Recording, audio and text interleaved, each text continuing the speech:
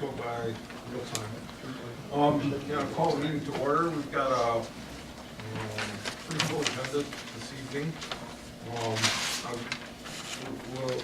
Basically we have 2 public hearings, really, and then we have some business items related to those 2 public hearings and also a final site plan. So it may take a while to get through things tonight, so I appreciate we have everyone's cooperation in being efficient, but we don't want to shortchange anybody either, okay? Let's, as we get to the public hearings, I'll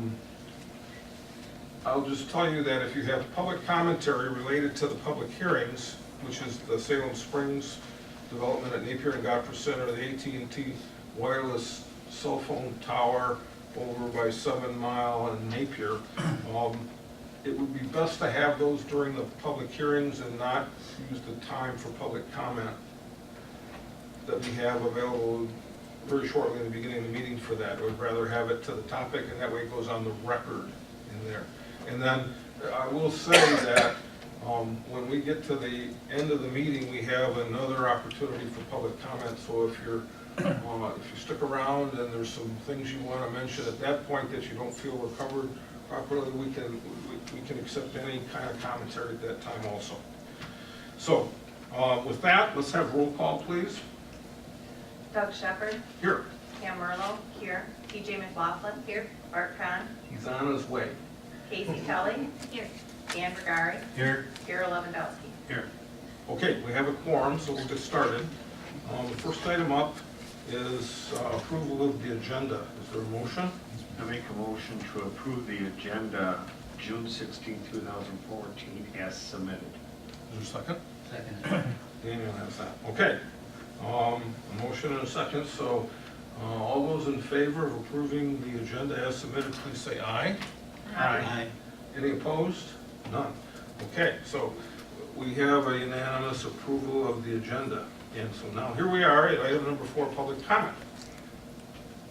If you wish to comment, you need to raise your hand, be recognized, and tell us who you are and share your commentary with us, or we'll move on to the next element. No problem. Very good. No public comment at this time. Item 5 is correspondence, and we have one item. It comes from the Charter Township of Plymouth. It's a very simple item. It just is a notice of intent to review a master plan. And this is a statutory requirement that planning commissions need to fulfill by telling the adjacent communities whenever they're reviewing their master plan. And so that's, Plymouth has fulfilled that requirement. Okay, I don't believe there's any other correspondence. No, sir. All right. So we'll get to we'll get into what could be the meat of the meeting. All right. And that is the public hearings. We have 2. The first one is 14-002, which is Salem Springs. It's the Napier and Godfredson area, and it's on a site plan review application, but it's basically a public hearing related to what would eventually be a PUD residential development zoning request, if I have that right. Okay. And so, right now, I would like to make a motion that we enter into a public hearing to consider request 14002 from Salem Springs SE LLC related to the rezoning activity at Napier and Godfredson towards a PUD residential development. Is there a second? I second it. Mr. Lewandowski has that second. Okay. We need a roll call vote. Daniel Vergari. Aye. Pam Merlo. Aye. Carol Lewandowski. Aye. Casey Kelly. Aye. TJ McLaughlin. Aye. Doug Shepard. Aye. All right, so we have a unanimous approval, and I now declare we've entered into the public hearing in the subject matter at 7:35. Now, the next step in this is for me to just highlight the procedure and rules we're going to go through so that everybody here understands what we're going to do. And basically, we're going to start off with a presentation from the applicant, and then the consultants will give us a synopsis of their understanding of the presentation and how it fits in, and their review. Then we will go to public comment, and after the public comment is finished, we'll have a motion to close the public hearing on the first subject. Okay, is that clear with everyone? Very good. So, do we have we've got someone here from Salem Spring, Mr. Fisher and Gary Cobb. Okay. And so, I think the planning commissioners have some material, and there's been some items out, but what we need is a synopsis of what it is you're trying to do and how it fits in with our zoning ordinance requirements. I'd be happy to do it, thank you very much. Where would you like me to put this so we get the maximum people can view it? Is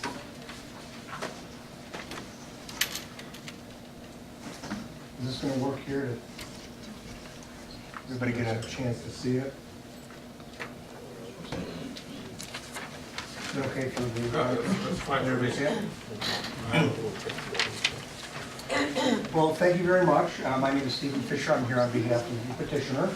I was here in May at the last Planning Commission meeting, and during the public comment section, I presented the plan so informally, so everybody can take a look at it and kind of see what we're planning to do. And then today was going to be our formal request to rezone it from PUD Research Office Park to PUD residential. Generally, this is the plan that we believe is probably the best utilization of the property. And I am presenting this under the PUD ordinance, your PUD ordinance, which basically speaks to a zoning classification that allows flexibility and creative approach to the design of the development. It is currently under the PUD, so I'm staying with the PUD ordinance, but rather than a research office... Could you just pull that up a little bit and just move it up about 2 feet, so... Or stand on the right, that would be better. That's Is it. that okay for everybody here? Excuse my back. Got my back to somebody, I apologize. Anyways, we are asking to stay within the PUD ordinance. It's currently PUD residential office park, excuse me, research office park. We're asking to rezone it to residential. The main reason is because there's been significant change in when it was zoned as the research office park. To begin with, JCI, who initially owned this property, was going to put their corporate headquarters there. For corporate reasons, they decided not to put it here and no longer are interested in the property. They've been trying to market it for probably over 10 years now, since they left the project, and have been unable to sell it under its current zoning. There's really not a market for that. Particularly because this conservation easement, which is here today but was not here when they were developing it or wanted to develop it as a research office park. That really inhibits the traffic along M14 and the view that a corporate entity would want to have along a freeway. We also thought residential was ideal. Along with the conservation easement, you pretty much have the same residential pattern here on the other side of Napier and Plymouth, and you have residential along the development to the south and to the east. Our design, if you were here in May, I mentioned then that we're basically trying to parrot what was done over in Plymouth Township, where they have the condo development here. We have it equally on this side of the high tension wires, which runs through the property along here. And then to the south of the high tension wires, we have single family development, generally 3 different types of lots, 70 foot wide, 90 foot wide, and 110 foot wide. As you can see, we're maintaining a lot of the natural features. There's a significant amount of natural features on the property. We're maintaining those and going to add to the open space. We do have some wetland crossings, but they're really crossings, and we do it at the most narrow point of the wetland, and to the extent we have to mitigate, we will mitigate with additional open space. We hope to have public utilities here.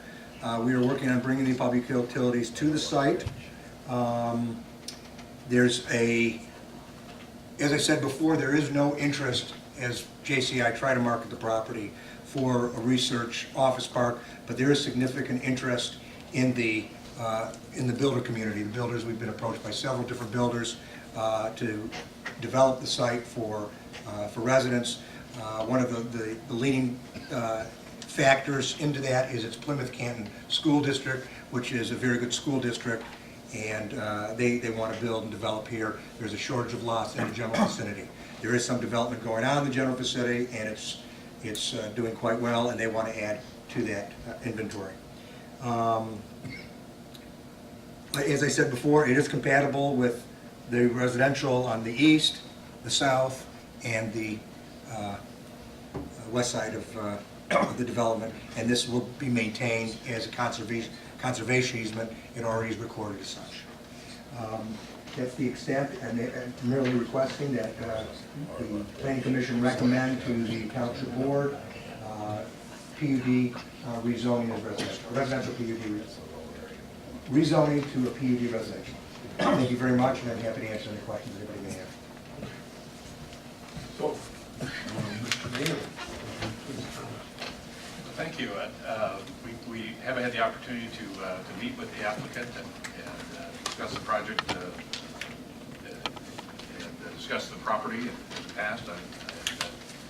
We did have the opportunity to review this project. We provided 2 reports, and the reason is that they're really 2 separate issues. We didn't want to give you a book with a long report that covered both a review of the plan itself and then a separate review of the eligibility criteria. So I'd like to talk right now about our report titled PUD Eligibility Report. It has the date of June 6th.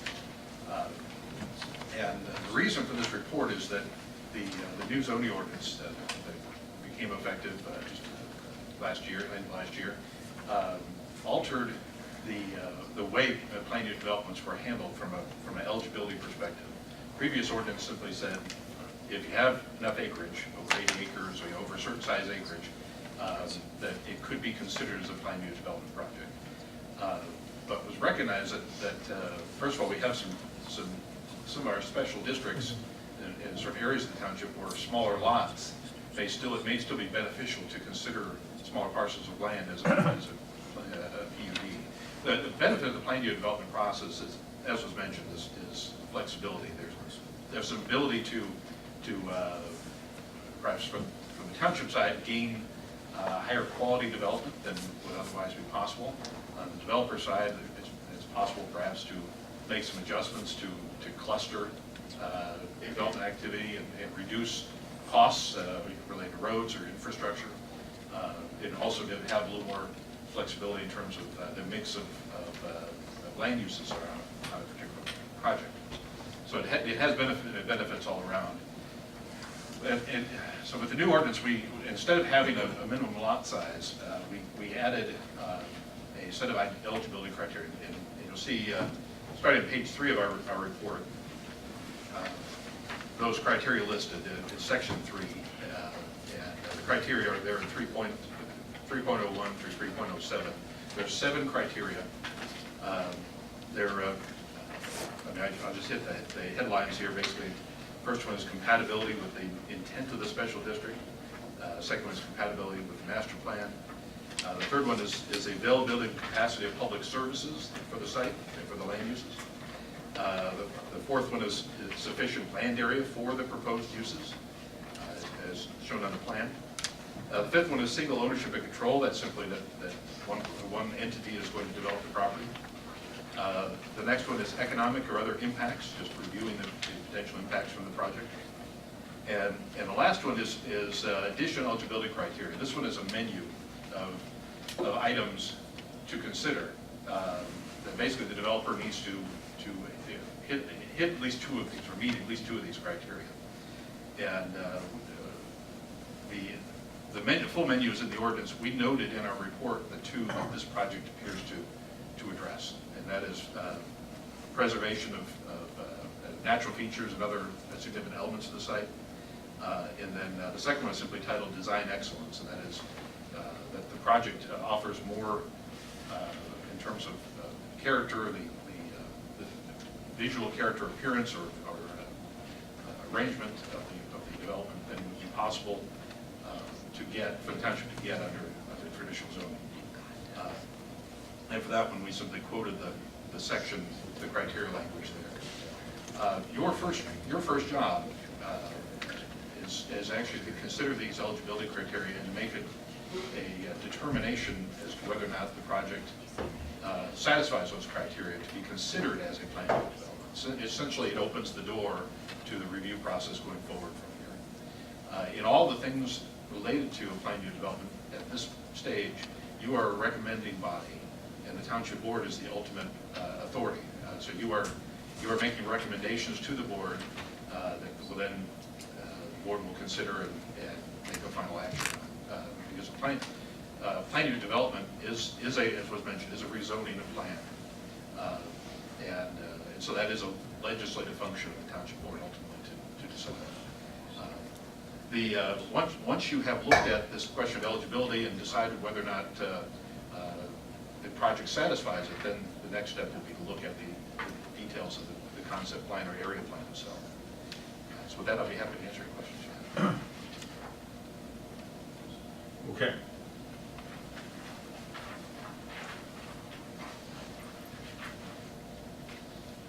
And we're covering, in the review, we're basically covering both the eligibility and, let's say, some of the particulars of the actual rezoning itself, right? Did that really touch on the combined content? It does. What I will say is the eligibility criteria basically covers the ground that we need to cover. So for this first part, like I said, once you've just made a determination related to eligibility, then we can get into the meat of the area plan itself and such. But I think at this point, my suggestion would be to look at those eligibility criteria. Okay. With that, we move on to public comment. And so, you need to raise your hand to be recognized, and we need to know your name and your residence or your interest in the activity ongoing here. And once we have that for record, then we will listen to your comment. So, would anybody care to make a comment? Yes, sir, right there. Hi, my name is Joe Cox. I live on Plymouth Lake Drive off Napier, and this is my kind of first exposure to, I guess, the detail up here. Maybe I missed another meeting or something. But could I just ask a few questions of the developer here about his site plan? Can we do that? Well, if they're simple, you may get a question answered, but it's really public comment based on the information that's been made available. Okay. Well, I guess I'd be curious to know, first of all, how many home sites are we really talking about here? I think they spelled out on the drawing. I can give you that if you'd like. It's actually on the first page of our report. It's a total of 290 attached townhomes, which are basically across the northern part of the property, and 291 individual residential lots, single-family lots. Okay. I guess another question really is for the board to really deal with, but it's about the utilities. Where does all this service come from? Sewer, water, all that sort of thing, which is something else that somebody's got to work through, but that's a lot of people. And it takes a lot of service to take care of them, I do know that, from being on other planning and zoning boards. Thank you. Yes. Yes, sir. Yeah. Okay. My name's Roger Veitman, and my property borders this development, 5303 Napier. Mm-hmm. I've got several concerns. One is I'd appreciate it if you guys take your time, just because it's a large development, people want everything done, doesn't mean that they have to just run it right through. Please take your time. You're our representatives, take your time, okay? I mean, I'm looking at the Salem Township logo right here. I think we need to try to stay with that. A lot of people are in this community because we don't want the Canton. We don't want the other communities that have just been run over. So take your time with it. There's a lot of things that can be affected by this. Have you guys discussed or thought about any impact study? Has that been done? That's the question. I didn't quite catch your question. Impact study, what is it going to do to the roads? What is it going to do to emergency? What concerns are we going to have for emergency, for police, for fire? I don't think our volunteer is going to take care of 290 condo units. And I'll just, to help everyone here, I will let you know that the impact on the community related to services and infrastructure and all of that are items that need to be considered as you go through the process. Okay. Yes, Okay. And our zoning ordinance calls that out very clearly. And that's why I'm asking you guys to slow down. Don't let them just run right over. There's a lot of concerns with this. One concern, looking at the map here, is I see one exit that's closest to this 290 condos. That's a lot of people going out one exit, unless the developer can explain that. But it looks like one exit, and that's a lot of cars coming out and backing up into that area. So that is a concern right there. So that's about it. All right, thank you. Okay. In the back. This is Brian Schmicky. I live along Joy and Jefferson, which is very close to this proposed development. A couple of my concerns are, number one, the public utilities. As far as most of us, almost all of us, I believe, are on well water. And if this goes in the same direction as the JCI development, I believe you guys would make us cap our wells. That's something that I would move. It would force me to move because I'm not going to pay an outrageous water bill. Number two, as the other resident mentioned, police and fire services. Volunteer fire department can't take care of 581 new homes. And I don't think our police force can handle that either. I also think, along the lines of his comments, we don't want to be another Canton. We don't want to be another Plymouth. We live out here because we like the privacy. We like the sanctuary that is Salem Township. We live out here because it's peaceful, it's quiet, there's relatively no crime, and we can just live in peace. If we want to live in Plymouth, we would live in Plymouth. If you want another Plymouth, do this development in Plymouth. But leave us alone and let us live our lives like we've been living them. We've been doing just fine. That's my comment.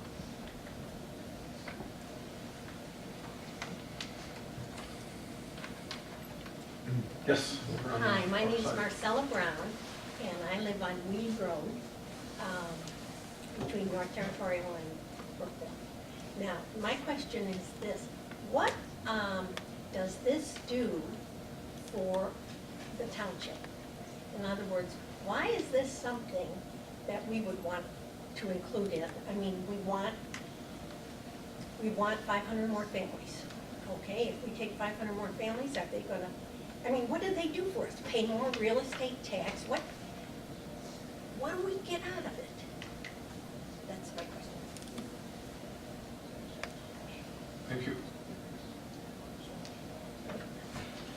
Sure. Carl Schaefer on Napier Road, 5265. I'm concerned about the utilities, and that development surrounds me on two sides. And we've got septic and wells, and I know that the Plymouth sewers are built to take care of property in Plymouth. And water also. I don't know where they're gonna get it. There's gonna be a big development in Plymouth Township. We're gonna be using up all the other capacities on where the DeHoco property is. And we need, there's a gas line that runs through there. It looks like there's condos built real close to it. There's a 36-inch gas line goes through there, and I know it runs on, or it used to run on 960 pounds pressure, because I worked on it years ago. And the need to follow the PUD and the master plan. That's your thing to do, to protect the rest of us that are there. Thank you. Thank you.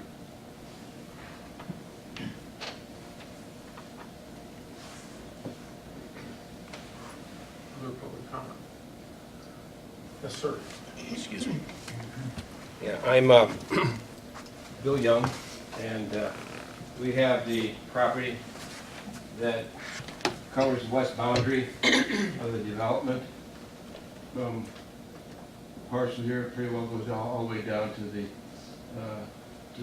easement, from the Edison easement from here, as well as property on the other side, 70 acres that comes over, actually now 110 acres across the street. And then we have an 8-10 acre piece just up in the northwest corner, M14 in Gopherson. My question is, with the master plan and the way it's been set, for the years, obviously, we were watching Johnson Control making their moves until that didn't happen. We also had our plan to have a office campus, as was understood this property to be utilized for, and the fact that the developer is engaged in what's going on over here is something that our interest is, do we maintain our eligibility here to still have an office campus on this strip that goes up and down along Gopherson, as well as what we would have further to expand either across the street or up on the north side. So I would hope that the master plan would still hold for our purposes as it's represented here, and at the same time the development project in the manner which it is, I don't know enough about it just yet, so I'm not going to make any comment on it. I'm only interested in what we can maintain our position here. In fact, we already had gone in and ran wells and ran septic testing here, and it was available. It perked, and we were ready to go. We were going to have our corporate offices up here along with other offices. So, so I'd only like to be on record. Can we get an answer as to whether or not we can still maintain the original eligibility of the office campus under the original master plan, realizing that there's movement here for a residential development? I mean, I'm interested in what my property can do. I'm not necessarily interested in fighting with the neighbor, but I want to make sure that we don't get stopped from our plan, which has been represented in all of the last 15 years of debate and a lot of conversation on what we want to have here for this township. This whole area, we cover 3 of the 4 corners, so I just like to be on the record with that. I understand your comment very clearly. Thank you. Can I just ask a point of clarification?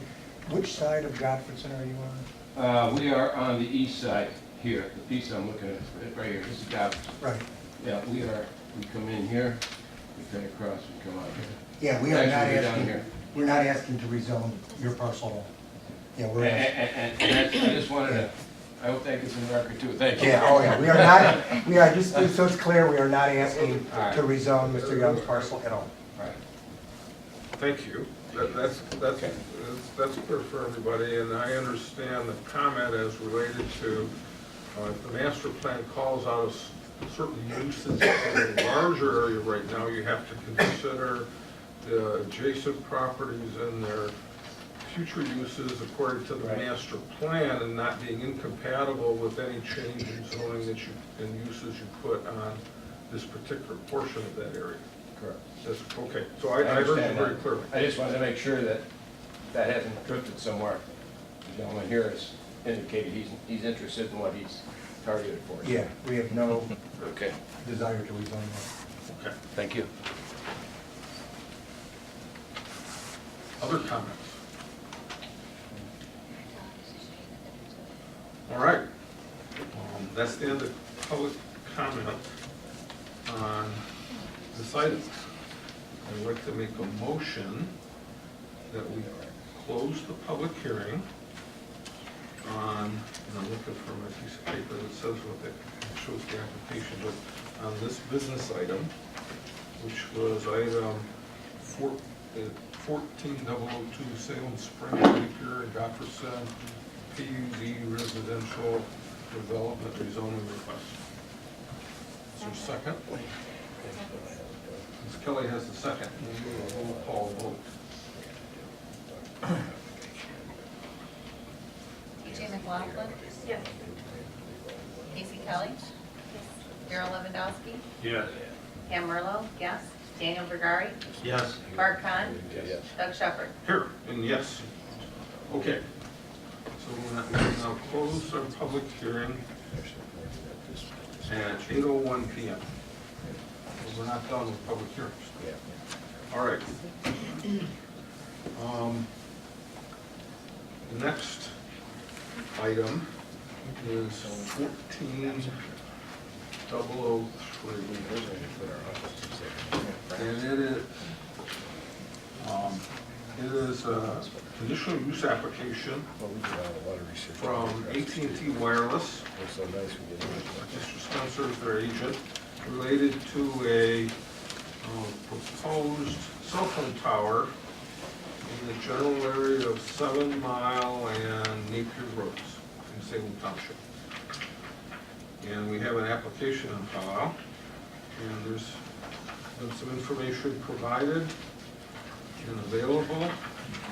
And so I would like to make a motion this time that we enter into a public hearing on subject item 14003, AT&T Wireless proposal for a cell phone tower conditional use on the property otherwise known as 10657 Mile Road. Is there a second? Second. Mr. Bergari. Second. So now we need another roll call vote. All those in favor, please say aye when called. Darrell Lewandowski. Yes. Aye. Casey Kelly. Aye. Pam Merlo, aye. Daniel Bergari. Aye. Bart Kahn. Aye. TJ McLaughlin. Aye. Doug Shepherd. Aye. All right.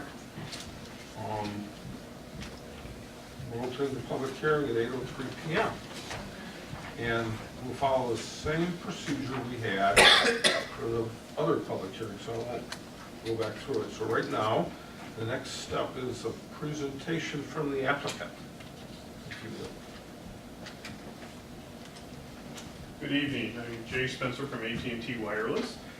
We've submitted an application for a conditional use permit, as the chair said, to construct a cell tower on property just west of Napier on 7 Mile. A couple items, we did revise the plan, which I handed out earlier. We addressed a number of the issues that your planning consultant brought up, such as we increased the size of the compound area to 60 by 60 versus 50 by 50. That increased the area by 1,100 square feet. We can talk about height later as we get into this. We're proposing a 150-foot monopole that would allow for 4 co-locators. No lighting would be required as long as we stay under 199 feet. The tower is set back well beyond any of your required setback requirements. 4 towers. To the north line, we're over 1,700 feet. The west line is 440 feet, the east line is 383 feet, and the south line is 886 feet. So it sits back well beyond any of your requirements. And really, by that placement, it would be virtually in the local road area, not visible. It is accessed by a 20-foot easement. There's a 12-foot existing gravel drive that we would be using, enhancing, and where necessary, widening it to 14 feet. We would not widen the gravel drive beyond 14 feet. As I mentioned, the tower proposed is a monopole, stainless steel. Probably seen them all over. There's one at 8 Mile, just at the self-storage place, just west of the railroad tracks, very similar tower to that. And as I said, it's 150, what we're proposing is 150 feet, which would leave room for 4 co-locators, potentially 5, at or total of 4 carriers, 150, 140, 130, and 120, a 10-foot separation. So I'll take questions or wait for. We may have questions for you. We'll Yep. be deliberated as a business item. Yep. But getting a summary of the presentation is what's really required right now. All right, thank you. Mr. Knight, you've done some research and studying. Why don't you summarize that for us? Thank you. We did have the opportunity to take a look at the original set of plans. We also received a copy of the updated plans earlier today. We did prepare a report based on the earlier set of plans. You should have a conditional use report dated June the 2nd. As was mentioned, this is a 150-foot tower, which is our ordinance sets a maximum height of 200 feet. That's related to federal requirements related to lighting. Basically, if a tower is under 200 feet high, it's not required by federal rules to be lit at night. And, so our ordinance follows that. We prefer not to have the lighting on the towers. Section 60.26 of the ordinance covers the rules, the local rules that apply to these cell towers, and our report does follow that. You'll note in our report there are a couple of items that we'll need to address in more detail when the action item comes up. But I want to turn your attention actually to the bottom, starting at the bottom of page 3 of our report. The title is Conditional Use Standards. For the 18 feet. Oh. All I have is here.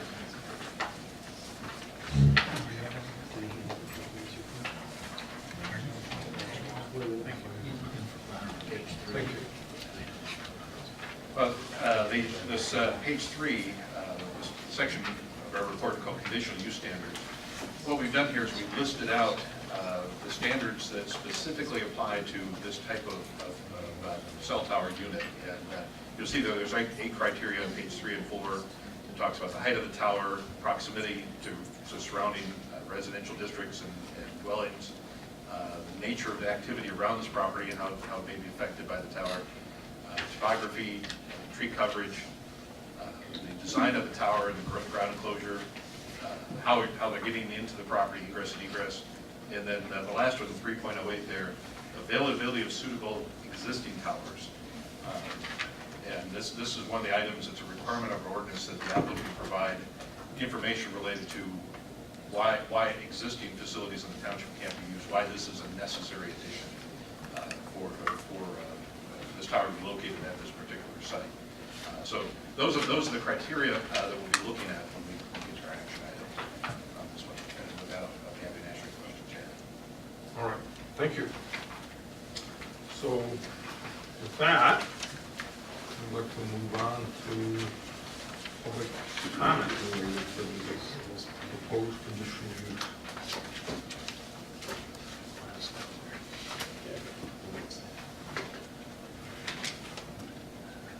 Yes, sir.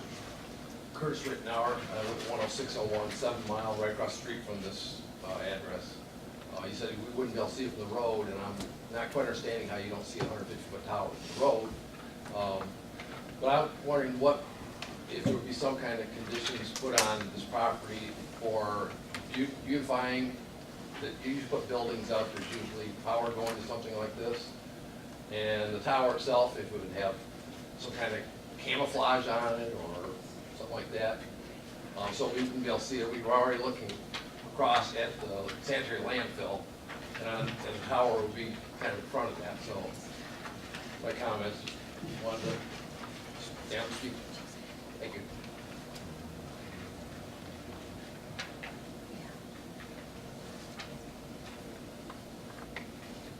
Anything else?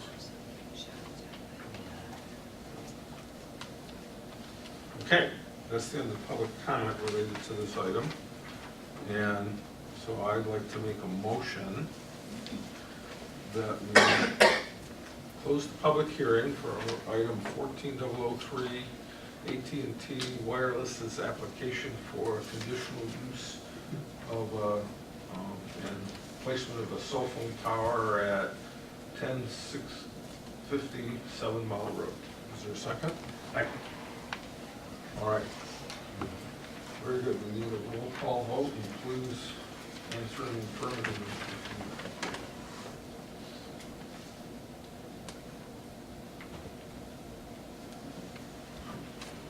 Casey Kelly. Yes. Pam Merlo, yes. Darrell Lewandowski. Yes. Daniel Bergari. Yes. Bart Conn. Yes. TJ McLaughlin. Yes. Doug Shepherd. Yes. All right. Close the public hearing and the business item at 8:12 p.m. And that concludes the public hearings for this evening. We certainly have time for some business items. Now we'll shift gears.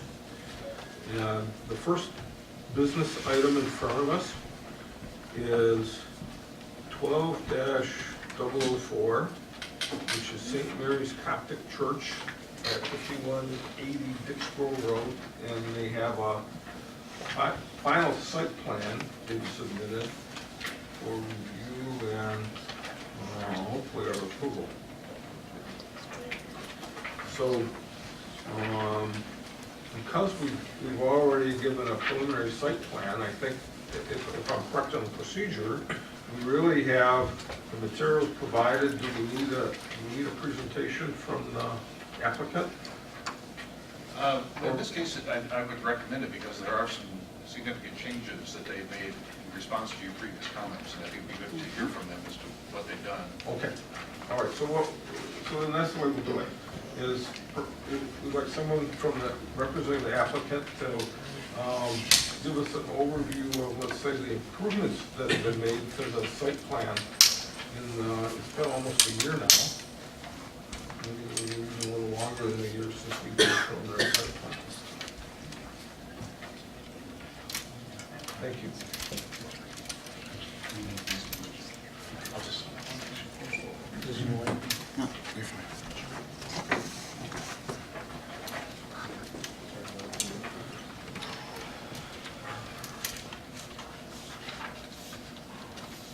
Good afternoon, my name is Aaron Wanty and I work at Washington Engineering.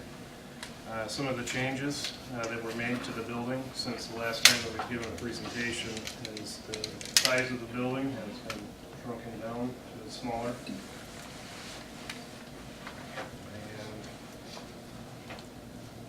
there's been several changes to the pump station and to the drain field.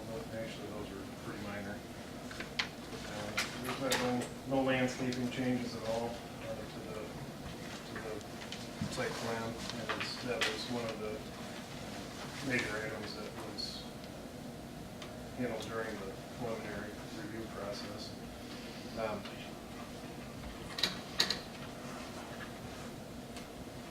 There were several comments from the planning commission that we have addressed. We haven't resubmitted the plans to the planning commission yet. There were some lighting questions and some parking questions that were inconsistencies on the plan. There's 49 spaces. The cover sheet had conflicting data on it.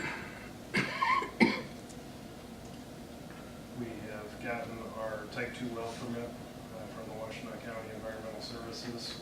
We're still waiting for the approval for the well, or for the drain field plan.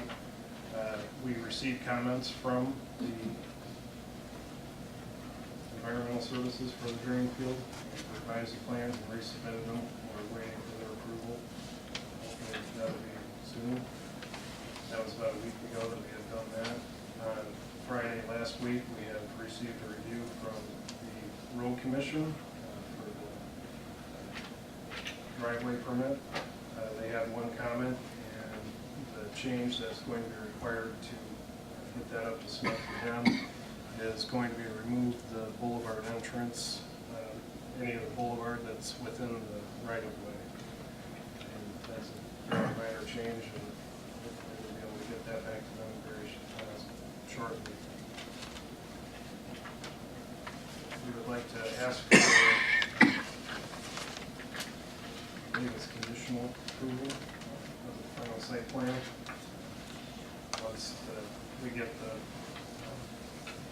permits that are required for this, that what the final site plan will be approved. Okay. Any questions of the last meeting? All right, so that's a good summary. And now I guess I would like to hear from our planners and engineers related to the basic site plan, the final site plan as submitted, along with the comments we've just heard. Thank you. We did have the opportunity to review this plan. We prepared a report dated June the 10th. It's a final site plan report. I want to make a note right off the bat. This is an unusual project in that it overlaps our transition from our old ordinance to our new one. We've received conditional use approval and preliminary site plan approval under our previous zoning ordinance. Most of the standards that apply to this project are the same in the new one, but there's a couple of minor elements that are different. And as Mr. Wandy mentioned, the exterior lighting is probably the most prominent one, where more specific standards were added to the new ordinance than the previous one. And so, as we go through our report, I'll make a note of that. But what I will say is because they have continued this project forward step by step, they are allowed to complete the approval process under the former zoning ordinance requirements that apply to them. So our report is based on those, but we did note that with the exception really of the lighting question that we'll talk about, they meet the standards of the current ordinance as well. So we had a report. Basically, it covers the details. This is where we make sure all the details are correct. I'd like to just kind of jump around and hit a couple of highlights. The first one is the landscaping. We did review the detailed landscaping plan and concur with Mr. Wanty that the plan is consistent with what we saw previously. It is complete. It meets our current ordinance requirements. It meets the previous ordinance requirements, and it's consistent with what the Planning Commission asked of them during the conditional use permit process. They are proposing to put in all of the landscaping for the site as part of the first phase of the development. And so you can see on their plans, there's a large area of landscaping that is being put in around what will be in the future their parking lot in the back of the building. But at this point, will simply be part of the green area behind the first phase of the building. The reason for that, and the reason why that was asked of them, is to give that landscaping a chance to take hold, to grow, to mature, so that at the point where the phase 2 building and the parking areas are developed, there will already be screening in place for those elements. And obviously, as part of the requirements of our ordinance, any landscape that does not survive over the years would have to be replaced when they do the second phase. So the benefit that the township gets is that you'll have maturing landscaping, maturing screening throughout this project, even though only the first phases of the project is being built as part of this particular approval. There were a couple of details we noted on page 2 of our report. The first one, item 2.02, their building characteristics. The applicant, first of all, did a wonderful job in present the information to you, including the perspective views of the building. The one view that we were hoping to see was the view of what will be the backside of phase one. That there's essentially going to be a temporary wall there. We'll call it temporary. It's going to be there for a period of years until phase two is built. All the perspective drawings you see show the whole building, phase one and two together. But there's going to be a period of time when only phase one is there. And we understand that there were going to be obviously exterior wall materials there to weatherize the building and enclose it. But there were no details in the final site plans for what that would look like or what those materials were. And so we simply made the note so that the applicant would address that to your satisfaction.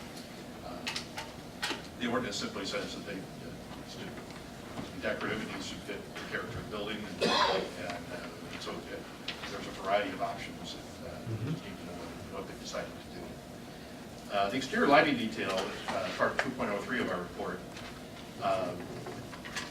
it's just an area of conflict on the plans. There's one sheet on the plan shows the height of the fixtures to be 17 feet tall. There's a little elevation sketch of a light fixture. But the details, what's called the photometric plan, which really shows how will the site be lit at night when these fixtures are lit up in the parking lot. That plan shows the fixtures at a 25-foot height above grade. And so the question is, which one is correct? What I will say is that the 25-foot height with the fixtures, I think it was 400-watt fixtures, 25 feet tall, that does comply with the ordinance that was in effect when this project started. The ordinance would allow 25-foot tall fixtures. And the photometric grid that they presented for that does comply with the ordinance in force. The 17-foot tall fixtures comply with the current ordinance, which sets a shorter height limit for fixtures in this area of the township. So from our perspective, we simply want to know which one is correct, but either one would comply with the regulations that apply to this property at this time. The fixtures are shielded, they're directed downward, they're concealed source fixtures, so glare should be minimal from them. And also because of the topography and the change in topography within the site, there should not be significant impacts from the parking lot lighting. It's really quite modest in terms of how it's been put together. Mr. Wanty addressed our parking question. So that just we'll want to see an updated plan that basically corrects these items, because the final site plan does need to be complete as it's going to be built. And so we do believe that these items can easily be handled as conditions if you're comfortable with approving the plan, subject to the items in our report being corrected and the revised plan being submitted for administrative review, just to double check them. We are comfortable that this plan is ready for your review and action. And I'd be happy to answer any questions you have. All right, thank you, Mr. Newman. We also have a report from our engineering firm, Stantec. All the commissioners have it. And I guess I'll just mention a couple things here.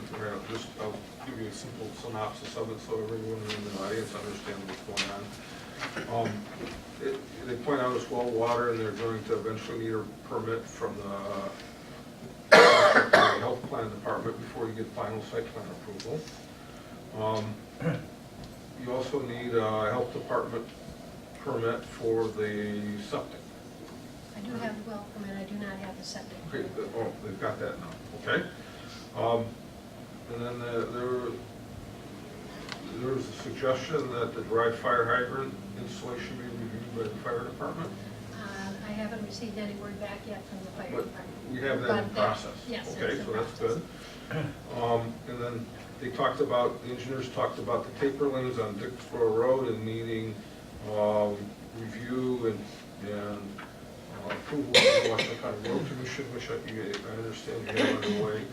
And then a number of items here enumerated, there, everything's on track.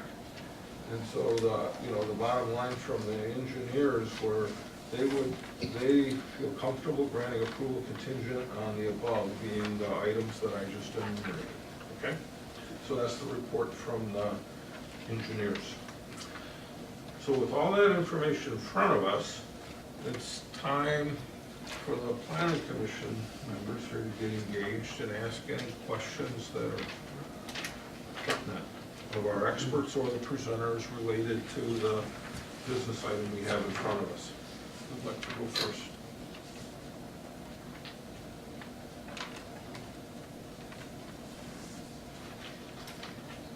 Question. You talked about the post-phase one look of the building. I mean, in reality, is there a possibility that, you know, this thing stops after phase one and stays like that for 10, 15 years, or is it like a 6-month thing, or what are we looking at? The owner has suggested that this would be a period of time between 3 to 5 years.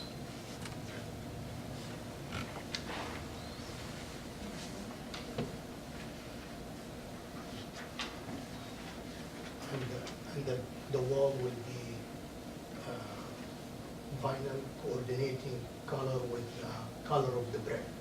So the brick is red color, we will have a vinyl coordinated color.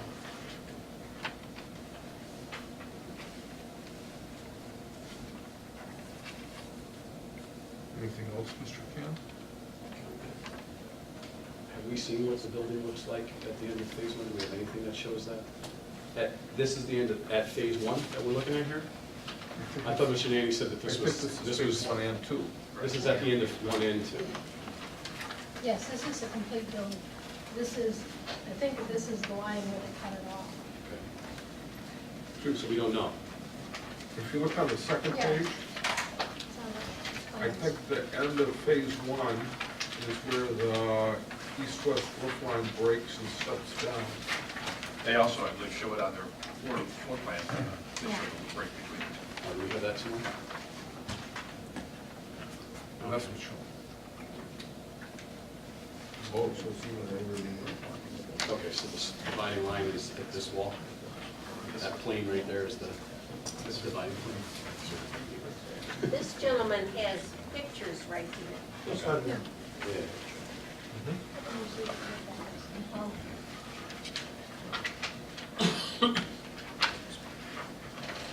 Is there anything for us to indicate that like there'd be a problem with drainage or lighting or anything along these lines at the end of phase one?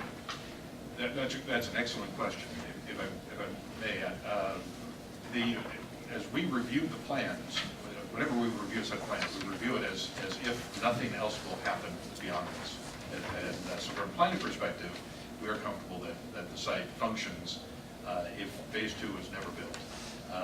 The engineer also reviews the site from that perspective as well, and has looked at, I know from talking with the defense engineer, he did look at questions of drainage and other issues as if the second phase wasn't built. And he's comfortable that as well as he noted in his report, that the project is ready. So, it's right in our ordinance, so we're required to look at it as if each phase can, making sure each phase will stand alone if it has to. When it comes to like, just, maybe you guys can answer, when it comes to like construction entrances, assuming they do phase 1, you got a beautiful blacktop parking lot, the thing looks gorgeous, by the way. I'm assuming you wouldn't want dump trucks and anything coming in there. At that point, for access to the property, that would be other permits that they just deal with on the county-wise to gain access, if they want a construction entrance to get to phase 2, et cetera? That's a great question, actually, because what they'll have to do is actually come back to you for phase 2 final site plan. So those issues will be addressed on that phase 2 final site plan. Tonight, you're only approving the phase 1 final site plan.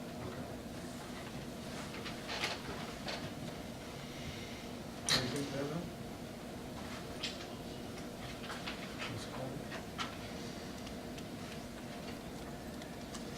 My only questions were in regard to the conflicts that Mr. Danny pointed out. Do you have that, the correct information for clarification? 17 or 25 feet or? Yes, just the little conflicts. The height of the lights will be 25 feet as on the photometric plan that he was referring to. The lights will be 400 megawatts. The 400 watt middle halide.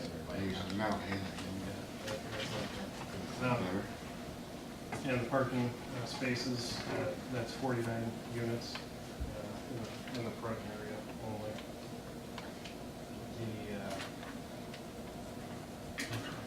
Is that it for you? That's it. Okay. Mr. Winowski? I was looking at this one here, and I looked at the previous one, and I see different interior. Especially a very large bakery, and I'm puzzled on a church having a bakery. And they have a large kitchen, and now there's bakery that was added in the basement. And I don't know. It's mislabeled. That's actually the only use for the word bakery. That's the word we use in our church called Bethlehem. It's only you bake the offering. So that's all. I think it's mislabeled and misleading, but it's only we are going to bake the offering for the day, for that day. It's not industrial. I'm all set, this is fine.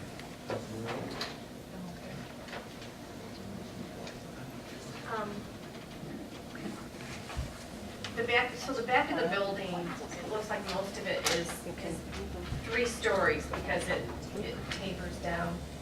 Okay. My only concern is right now, our fire department can only handle two stories for a fire. We only have ladders enough for 2 stories. I was told by the fire chief, but we do get shared, fire services. I just get concerned over, new construction too. That's kind of a big time. There could be problems. The first level is the basement level, is almost below the ground, so you only have about two levels above. Give and take a little bit. Well, what they proposed was permitted by the ordinance, correct? And it is effectively lower in the front. It is adequate. The height is appropriate for the fire equipment because the front is, because of the way the ground slopes, the front is not as steep. The fire department needs access to the roof.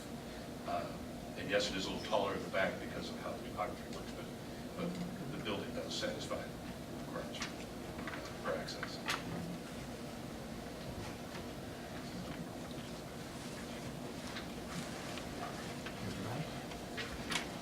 No, I like how that looks. Thank you. We appreciate your comment in the previous. I have the other ones here too. And we put it in consideration. Thanks a lot for your Last year. advice. All right, I've got a couple things, and I'll second Ms. McLaughlin's comment. I like the changes you made aesthetically, including the change in the roof line. I think it really helps the structure fit in with adjacent uses. So I just want to go back to the planner's report, and maybe I wasn't listening carefully, but do we understand what the wall treatment will be on the rear of phase 1? It's the vinyl. It will be vinyl, covered by vinyl, and the color will be coordinated to the brick color. Okay, so it will be properly finished up here, plywood, vinyl siding of some sort, matching color or close. Coordinated. All right. All right. And then we know that either lighting specification can meet the lighting requirements in the ordinance. I guess the question is do we know which you're doing, or is that still your option? Yeah, they mentioned that the photometric plan is the correct one. The fixtures will be 25 feet tall, and each lamp is a 400 watt middle halide lamp. not the 17 feet, but the 25 foot. Got it, so we know, all right. So I'm just going down the list here, I follow what these guys say very carefully, and we cleared up the question on the parking too, right?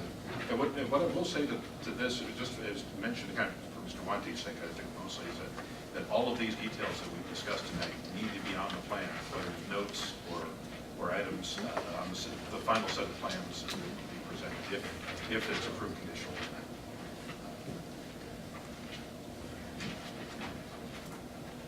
Okay. What do we want to do here? Does someone want to make a motion?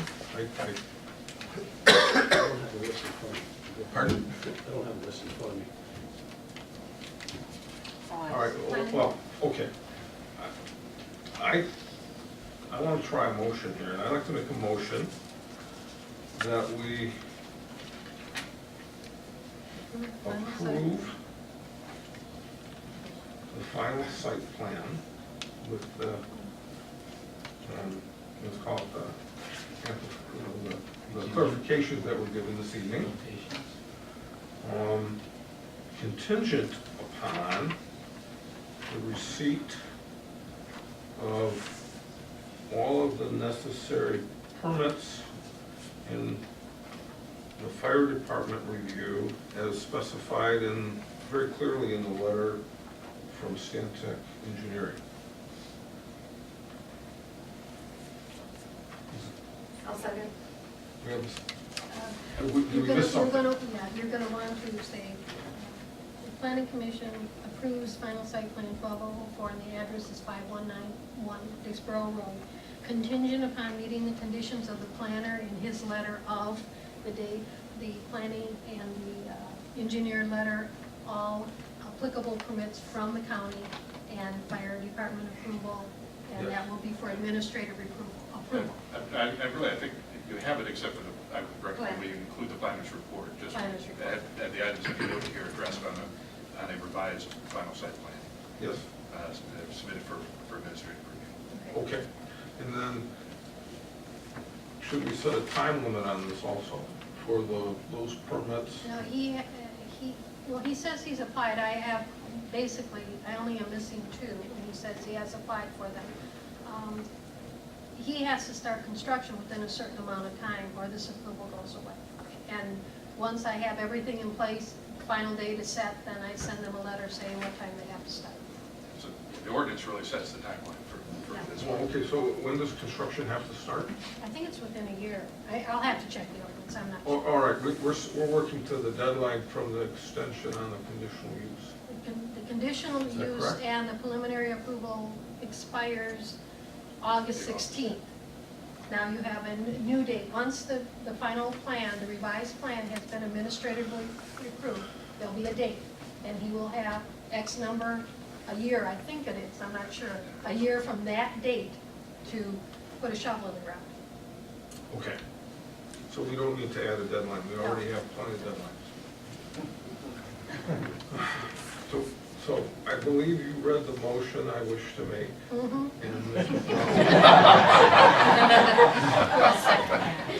All right.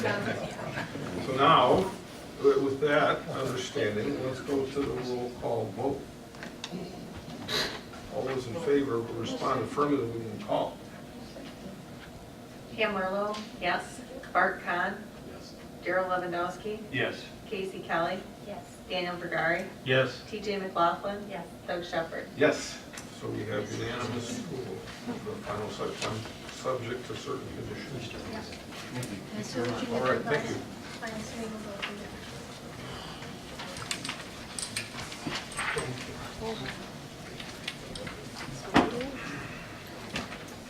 Should put packets of information.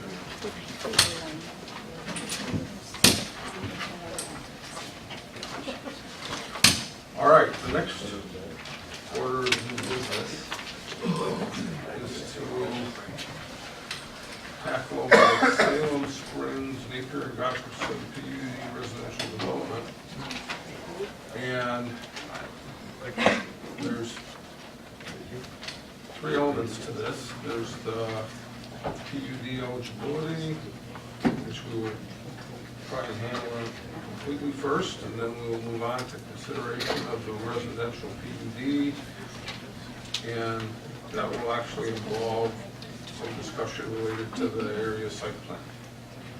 And we'll see what we can tackle with that. We've got everybody here. So I'd like to move forward. And based on having held the public hearing, then the way we'll do this is we'll address the question of the PUD eligibility, which was detailed in the eligibility report, and then all the other information that was submitted,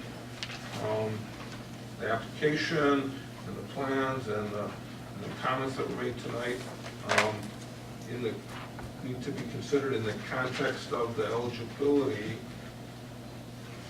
for this PUD submittal. Okay? And so we need the planning commission members now to take their turns and ask some questions and provide some comment for all of us to consider. Who would like to go first? Mr. Wodowski? I'll ask a question on the 581 families, potential 581 families. What type of lot size are we considering with the 367 acres, minus roads, minus wetlands, and all the features that are... What's that'll the be data there? density is about 1.58 per acre unit. Per gross acre. That's the gross density, so that's with the wetlands. That's with it. Right. What's just the But home? you're counting the wetlands. We're counting the whole I want to 300. subtract the wetlands and the roads out and everything. What does that leave the lot size? Lot sizes? Lot sizes, well, we Where have they- attached unit, and we have 3 different Well, single-family lot that's 70, sizes. 90, and 110? Yes. Those are the front width. If I may, that is an item of information that's missing from the plans, is what we refer to as the net dwelling unit density. We made a note of that in the table that's on the first couple of pages of this report, that the ordinance does require both the gross density that they provided, that's at 1 point, so such and such number, but there is a requirement they provide the net density, which is when you take out the areas that will be covered by roads, the areas that are not buildable wetlands and such. And so that's a piece of information that needs to be provided. All right, thank you. Mr. Chairman, I got a couple questions. Yes, Mr. Vergara. You state, on the site plan, 367.67 acres, yet this is the Johnson Control property, is it? Yes. And Johnson Control property comprised of 360 acres, which would be less than that. Plus, you're not using all of the Johnson Control property. You've got a parcel C, I don't think you're building on, that's almost 10 acres. It's not included. I just wondered how you got to the 367. I will direct you to my engineer who did the calculation. This one?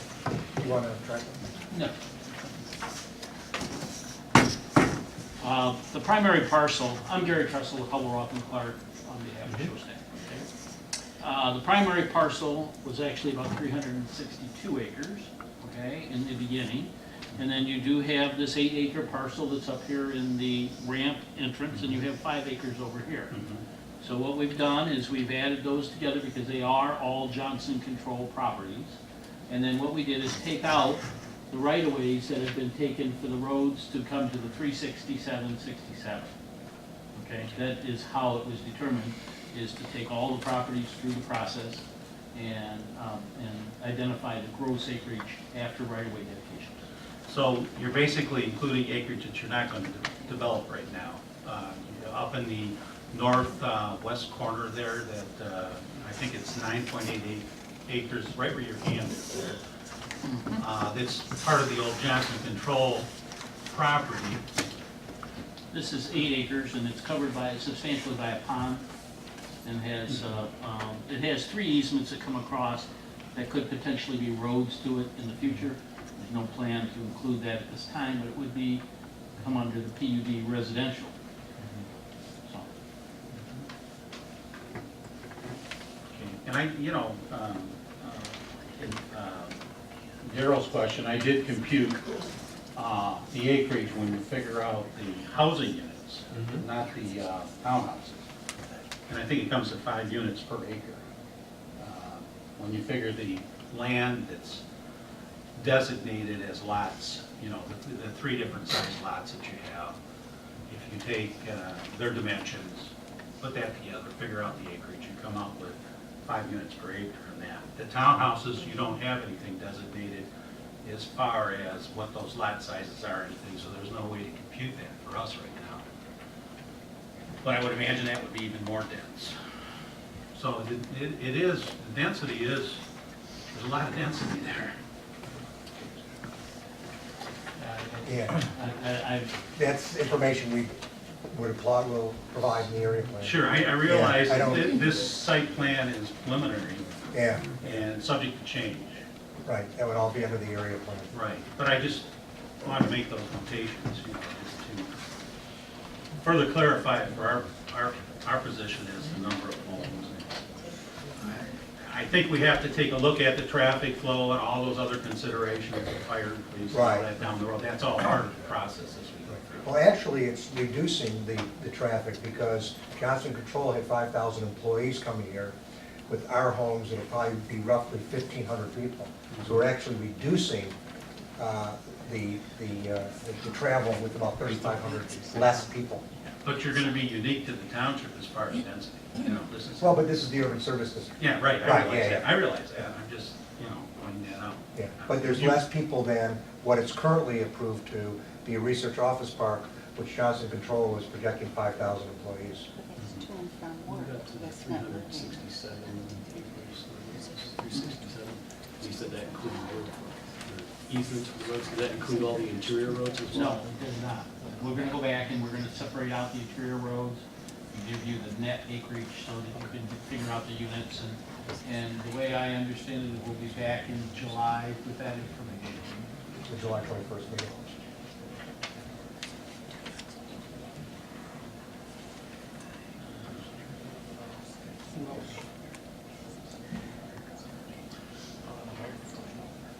Also, the homes that are going to be built will be built by contractors that you sell the property to, the lots to? It'll be by builders, yeah. Yes, okay. We're not builders. You guys won't do any of the building? We're not builders, no. Okay. I'm all set. Thank you. Could I ask a question? Yes. My questions are in regard to the concerns that the consultant pointed out involving the public services, the capacity of public services. Could you address those issues? What is in your talking process right now? That I believe is that addressed in the area plan phase? Or is that in the site plan approval phase? I think it's appropriate to tell us what your aspirational plan is. Are you meaning utilities, or Yes. are you meaning I thought you meant- loads on fire department and police department, or what? On all of those things. No, I think we're interested in water and sewer. I was talking about the section where a consultant was addressing 3.03 in his report. Just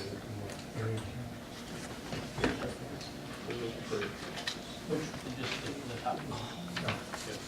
Part of the eligibility report.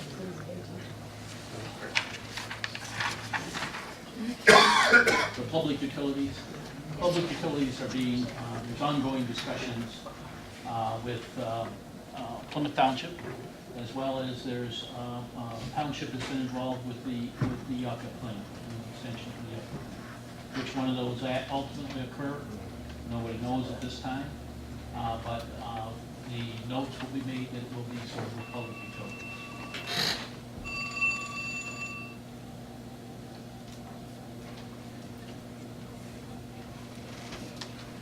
Is there talk happening yet about the possibility of improvements to the public infrastructure, the streets those kinds of things. Are you referring to Napier Road and Godfreyson Road? I believe that all comes at a later stage as we go through the PUD, then we involve the various road commissions as to what improvements need to be made to service the development. There will be a traffic study done that will support what the proposed development is, and it will analyze the background traffic and determine if there's passing lanes or a center left turn lane or whatever is appropriate.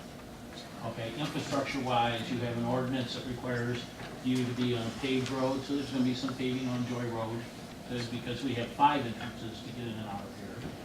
And one of them is to Joy Road, and then this little piece has a circle drive to go to Joy Road. And your ordinance is required that it be on a hard surface way. And maybe I need to add a point of clarification here. Our PUD ordinance anticipates an item called an area plan, which is a little more detailed than the information we've gotten from Salem Springs and Mr. Fisher at this time. And they're aware of that.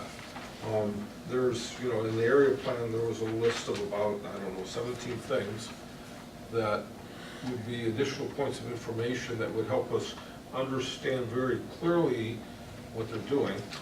Now, all of that isn't necessary to be in hand to determine if they're eligible for review as a PUD, which is a little simpler list, right? And so I know we have to ask the questions that relate to both of them, but what I want people to keep in the planning commissioners to keep in their mind here is that the criteria for eligibility for review as a PUD, which is the first finding we're being asked to determine, there's basically, these are the items 301 through 307. It's spelled out in Mr. Pennington and Mr. Neen's letter. Okay, so, and I don't want to stop the questions because they're all good questions, because they touch on things that if we get a verbal response tonight, it makes it easier for us to understand some of the things that we would have gotten in a complete area plan. And if we can get far enough along, maybe we'll know how to judge this in terms of its eligibility. That's what I'm hoping we do here in the first part of this discussion. Right? And clearly the questions everyone's asked are in line with that, right? How many units are you really talking about? Because that's part of the whole deal. Okay? And if I might add, I'd be happy to answer any questions. If I don't answer them, I'm not being evasive, it's because we don't have the information now, because that's needed at a later stage, which we will provide at that later stage for your approval.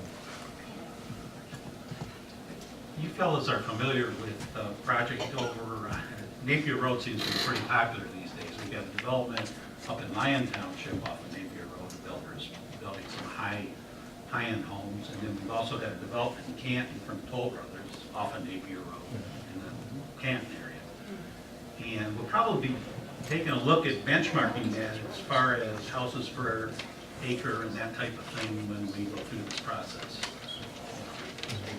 They seem to be, the Lyon Township seems to be 1 house per acre. And yeah, I'm not familiar with those specific developments nor the ordinances in those communities. This is, what we try to do is be consistent with the neighbor to the east here, Plymouth Township, and with the understanding that we're in a unique area of land which is designated as your urban service district. So we're trying to be consistent with the neighbors and understanding that we're in the urban service district and complying with those concerns.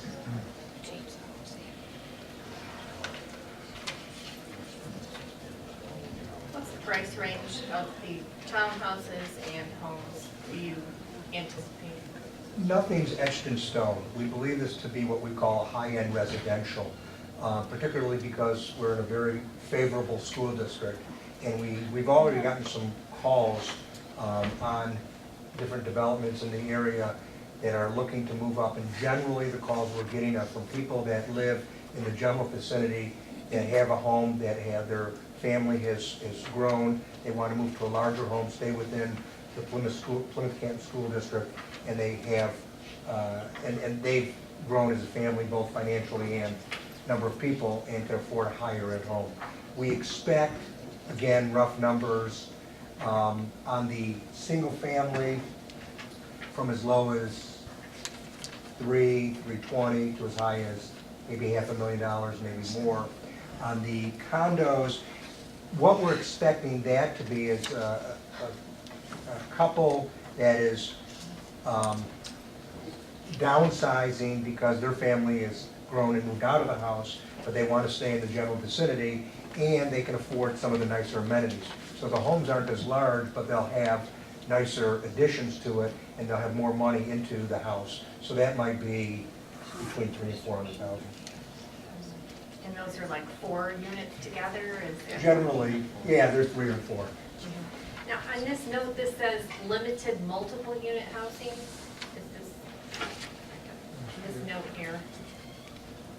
It says attached and detached condominiums, single-family residential, and limited multiple unit housing. I think there's multiple What's that? units What's in that? the designation. Well, I don't know, you're reading. Townhouses?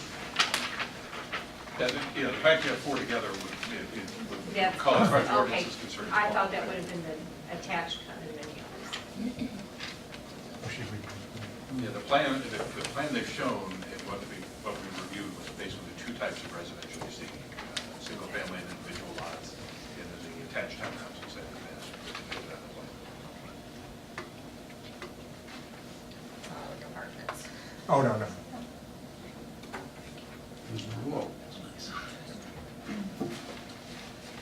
Mr. Nanny, in regards to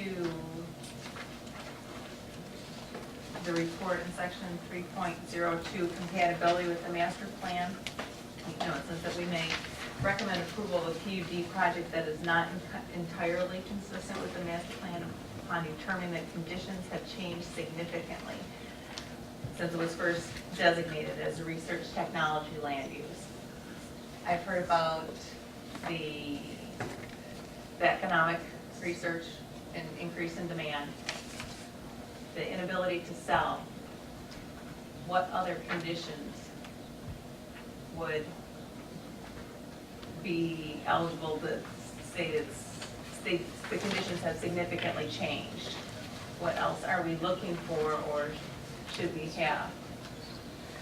Well, I think the applicant laid out a number of things, as you said. This is, as we mentioned in a report there, we mentioned the language from section 68.05, which is part of the amendment section of the zoning ordinance. This is a rezoning, and so that the findings of fact section 68.05 does apply. And this question about consistency with master plan is a significant component. The master plan currently the area is both planned and zoned for research and research applications, essentially a business research park or corporate campus like the Johnson Controls facility would have been had it been built. There has been no interest since the GCI project came to a conclose. There's been no activity. I'm not aware of, I certainly have not met with anybody. I'm not aware that Mr. Pennington met with anybody about that property in the years since. As we mentioned in our report, prior to Johnson Controls and prior to the current master plan designation, previous to that, it was planned for residential, fairly low density residential. And there actually was a project that was presented as a planned unit development and went through the process, did not complete the process, but started the review process for a residential development, about 300 and some odd homes. So there is a history there of various things we looked at. I think it's just kind of highlight a couple of things that Mr. Fisher mentioned. I think that are key. One of the key elements is that conservation property. The Conant Farm parcel that borders the north side of this land. This whole quarter up south of M14 between Godfreyson and Napier was intended for to be part of the urban service district and intended for more intensive development served by public water and sewer, and oriented really to the interchange, the Godfreyson Road interchange. As any private property owner can, the family put a conservation easement on their land, which is a historic farmstead. And has a couple of very nice examples of historic farm structures on it. But that is a significant change when looking at the concept of a business park oriented to M14, where that property essentially blocks access, both visibility, but also the ability to build a business park type development up to fronting on the M14 right of way. Similar to what you see to the east in Plymouth Township, where the business parks there, the prime lots are the ones that have visibility from M14. So that is a significant change, as was mentioned. Certainly, Mr. Fisher mentioned that the property, the JCI was not able to sell it, that they've retained ownership the year since. They changed their mind about locating there, and that he has indicated they were not able to sell it. I can't confirm that, but I can confirm that the township has not had anybody kicking tires or asking questions about it for any other type of development. So the question, though, of whether or not conditions have changed to the point where you feel confident of recommending a project that goes against the master plan is a judgment call for you as a commission. You, as was mentioned before, you are recommending bodies. The ultimate decision is the board's to make. But this is an important question because it does affect the future of the urban service district. They're proposing development that is fairly intensive. It certainly would require public sewer and public water. And so that adds benefits that those facilities will have to be provided in a way that not only serves their property, but also allows for future extensions to other properties. And there will need to be documentation at future stages showing that the utility capacity is available to do that. That's not something for tonight. For tonight, the simple note that this property will be served by water and sewer is sufficient to move forward in terms of eligibility. But the question of how this affects the other master plan designations around it, for example, the office park designations along Godfredson Road, it is a significant question to look at. From our perspective, the nature of this land and the fact that it's bracketed by these high-tension power lines does create some separation. Essentially, this property is oriented more towards Napier and Joy, less towards Godfredson, because of both the conservation use and parcel to the north, but also the utilities, the overhead utility lines. That's because the utility easements basically have to remain undisturbed. Undeveloped, so they're going to cut through, like, in the past they've been forced to a degree, but now we find utility easements are pretty much clear cut with all the low vegetation inside. So that interrupts the, let's say, the usability of the parcel to a certain degree. It does, and it creates a separation of the Godfredson Road interchange, which is the direction the research application zoning was intended to go. Those easements have just recently been increased too, I understand, because of the power lines have been increased, the amount of power going through those lines. So the easements have been, I think on the board of review, they dealt with some issues on that taxation. And the easements are substantial, both the gas easement and more particularly the electric utility easement. Does cover a substantial area of ground. Okay, maybe I'll go on a couple points, and then it may inspire some of the others here. I'm just wanting to get to the eligibility question here more as my point of focus, right? And it's noted that the master plan currently calls for a research office park, and this is residential. And so when I heard you earlier, Mr. Fisher, you basically said, and this is what I caught, I'll look back here, but you basically said Johnson Controls has been actively trying to market this as a research property for, what's 10 years now? I think it's been about 10 years. And it's been completely unsuccessful. And so when I hear that, I have to give that consideration as a finding of fact that indicates that maybe the research office park isn't gonna work in Salem Township on that parcel for whatever reason, be it the way the region's built up or such. But to me, if a parcel sits there for 10 years and Johnson Controls is trying to peddle it, that seems to be an element of a fact related to maybe a different type of use in the urban services district would be appropriate. And so I want to, you know, I was kind of making that connection, but I wanted the rest of the planning commissioners to have a chance to make that connection. I agree in principle, but until we understand what, you know, is Johnson asking a legitimate price for that, or are they, you know, pie in the sky price? And of course, nobody's going to be interested in that. I think the question more so goes, are there people looking to buy land for that use in this area? And then look at the selling price and the offers. If I may express, we are all speculating here, but we've been trying to buy the property from them for 10 years, but they were asking prices less than what they paid for it, but more than what a residential development would generate. They've been trying to get, they started at more than what they paid for to sell it to a research office park developer and kept dropping the price. Finally to the point where after 10 years they called us back and said, okay, we'll sell it to you as residential, we can't get it. Okay. So, which kind of leads into a second point question, I guess.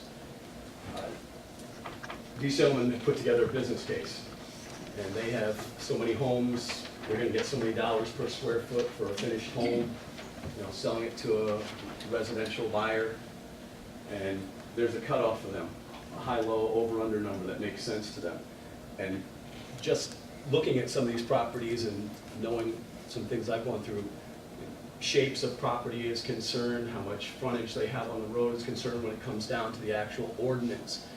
And I think we kind of have to do some diligence and maybe some digging and looking at what the proposal is and kind of get to a point where we can say, this is what we see as the number of residents on this property. You can, you know, bounce that against your business case and say, does this still make sense for us? You know, I don't think any of us can sit there and look at this and say, yeah, that's a great site plan. Every site plan is, you know, everything's approved. You can go ahead as you see here.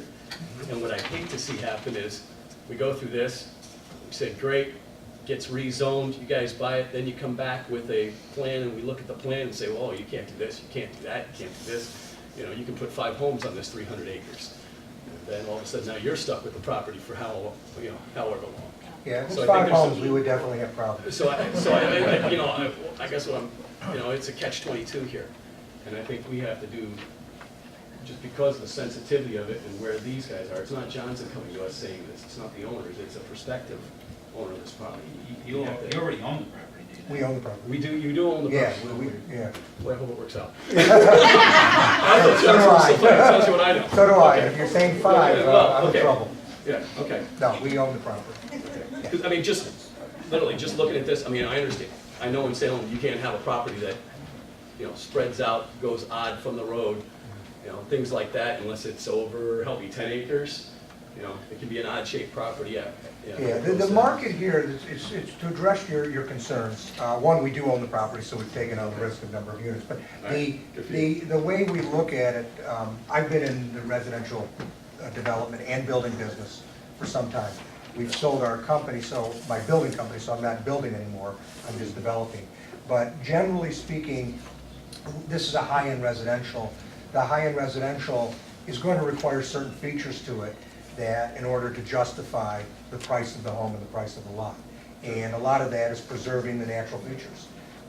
You know, a lot of people think the developers hate trees because it takes up lots. Just the opposite. We like trees because trees sell. Trees are pretty, everybody likes trees. They're going to want trees in their lots. I like things where they go in and they clear cut everything, and then call it Oak Valley or something. You know, there's not one like it. No, so the natural features we're going to want to preserve. Same thing with the size of the lots. We have a 110-foot lot is a very large lot. Excuse me. Is a very large lot. Can we reduce it to 70, 80, 90, all of them in that size, and get a lot more lots? Absolutely, but we have a certain theme that we want to generate throughout the community. You know, my curiosity is also ending up with, I mean, we have an area designated within the township that allows, you know, small lots. It's our hamlet. And this is kind of like, I almost want to say it's adding another hamlet approved type lot size area. There's nowhere else in Salem Township, you know, it's 2 acre minimum, right? Well, Other than the hamlet. your definition of small lots is different than my definition of Yeah. small. I grew up on a 50-foot lot. I'm- So, to me, 110 is twice the size of the home I have. Yeah. You don't live or the there line now, is. As I said, it's pretty much consistent with what's already over there on the Plymouth side. You're not for sure that all those lots are buildable, though, also, isn't that a case that has to still be? Right, determined? right, that's Yeah. all final engineering, Yeah. absolutely, you're right. We're bound to lose some lots. We're bound to lose some lots, and we understand that. But this is what we think we can do. We thought 1.58 per gross acre was a fair number for a high-end residential.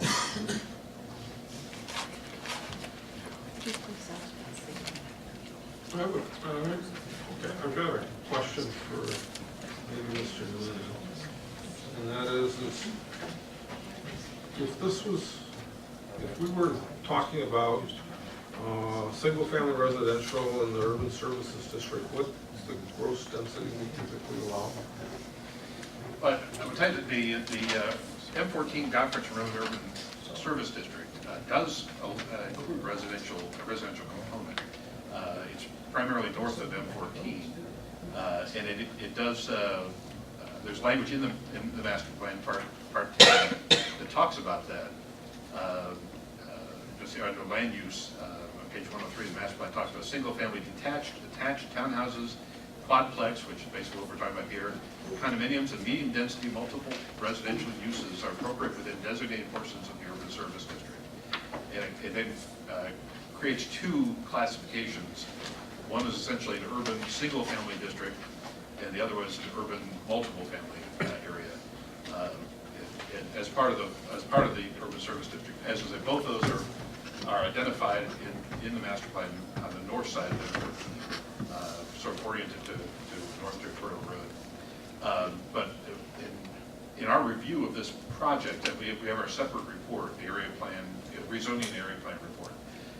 We did discuss these pieces, this part of the master plan, essentially reviewing this project against these criteria that are in the master plan for the urban service area for residential, and found that it's consistent with it. The idea of clustering units, the idea of preserving natural features, also the idea of having different types of residential development, different scale and density, all mixed within the project. All those elements are reflected in what they presented to you. So from that perspective, the plan is consistent with the character of an urban residential project for the USD. The challenge is it's simply not in the area that was originally intended for it. But if I may, I want to address one quick thing related to Mr. Khan's comment about the process. I just wanted to read a bit of the ordinance, just in one paragraph here. The special district section there's a section called effective application and area plan approval. Basically, if this project as presented is approved by the township board, what exactly is being approved? And what the ordinance says is that the action that we're looking at, this rezoning area plan approval, indicates acceptance of the overall concept of the development, and the general layout, the general site layout, conceptual building design and locations, which basically apply to the townhouses, the preliminary street network, and permitted land uses, including the types, ranges, and dwelling and lot sizes, and the maximum number of dwelling units for a residential project. So what this would do, we talk about these 290, 290 single family and 291 townhouses. Basically, if that were to be approved as presented by the board, it would set that as the top of the bar. If lots needed to be adjusted during the site plan review process, looking at detailed engineering and such, if some lots were lost or some townhouses were lost, to deal with conditions on the site, that's fine. You can go down from those numbers, but that would set the maximum standard. It sets the general site layout, but again, with engineering at the site, with looking at the site from a detailed site plan perspective, there need to be tweaks made, adjustments made to deal with conditions that are not evident at this point in this very conceptual stage. The area plan is intended to be a concept plan. It does not address a great deal of engineering. The idea is to really look at, does the concept work? And that's where these eligibility criteria come in. And the question for you today is to decide if you feel that this concept works for this corner of the urban service district. Okay, but what I wanted to get to was maybe something a little more specific, which was in our urban service district, when we have single-family homes, what density do we allow them to build to? And I think it's 2 units per acre, if I remember right. Actually, it does not say in the master plan a density. It just describes a type of land use. We do have. I believe it was called out in the zoning ordinance. We do have the standards in the ordinance,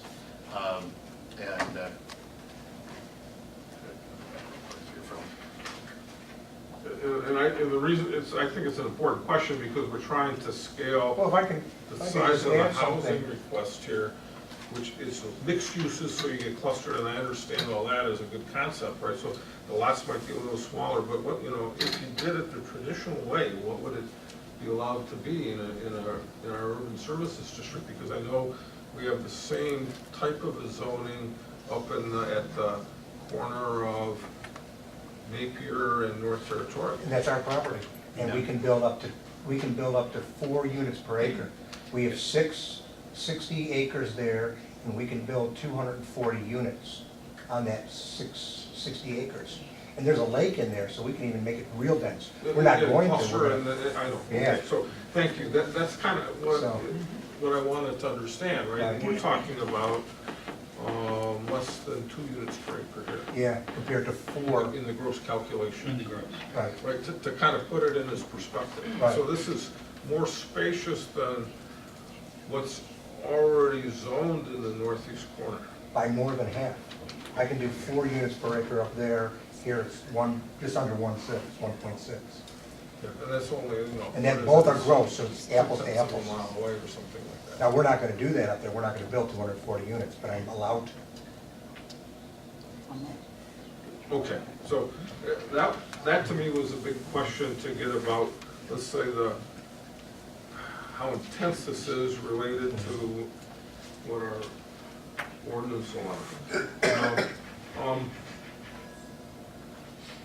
To me, I'm most concerned with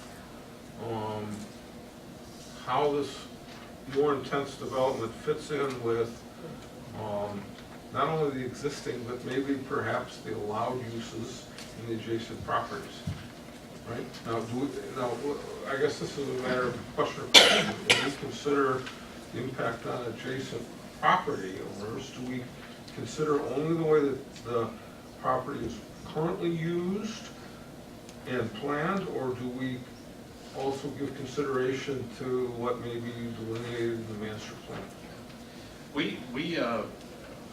One of the key elements in terms of the next stage, if this does go forward, looking at the detailed site plans, one of the key elements will be buffering of adjacent homes, especially adjacent existing residences. And the ordinance focuses on land use. This has actually changed from our old ordinance. Our old ordinance focused on zoning districts. And here, the zoning district, that actually would not function very well. The new ordinance focuses on land use. So yes, it would include requirements for buffering of existing homes around the property. It would also require buffering along that north property line, since the conservation easement essentially limits the property to the north to rural activities, whether it's farming or other open space, rural open space kind of activities. So there would be some requirement for buffering and screening between the townhouses and that property to the north, so that those rural activities would not be affected by this development. With any project of a more intensive scale like this, there are going to be impacts. It will change the character of the surroundings. It obviously will affect the folks to whom the development surrounds their property in one form or another. Through the site plan process, we'll be looking at those things and looking for ways and looking for answers from the developer as to how to mitigate those effects to the best degree possible. If I could just add something to what Mr. Manning said. As far as buffering is concerned, you know, you've got the conservation easement here, so that is what it is. It's not gonna be built on here. On the east side, you've got Plymouth Township, which is basically the same type of residential. To the south is Superior Township, and then the buffer here is the Edison corridor. And this is, you can see it's just, what was it? 170 feet? Okay, so this, right along this whole area here, it's buffering with the Edison corridor. So you got 170 feet here, and then Mr. Young's piece is here, and I think he indicated he's interested in doing office. So that would really, this really is almost an island unto itself in that regard. Okay. Who else has questions? That's the driving range down there in the corner?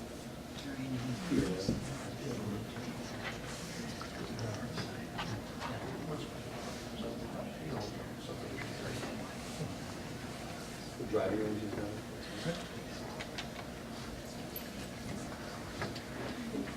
And that northern area there, are there homes in there, back in that area? No, I mean, individual homes. In the conservation? Yeah. There's a couple farmhouses. Yeah, Yeah, that's what I thought. There's people living in that area? Yeah, on the Napier side, there are two existing homes. Oh, okay, over there on Right the, here? on the east side, Right. not going further west on the north side. No, that's all open. That's all, okay. And then this is, DOT owns this, right?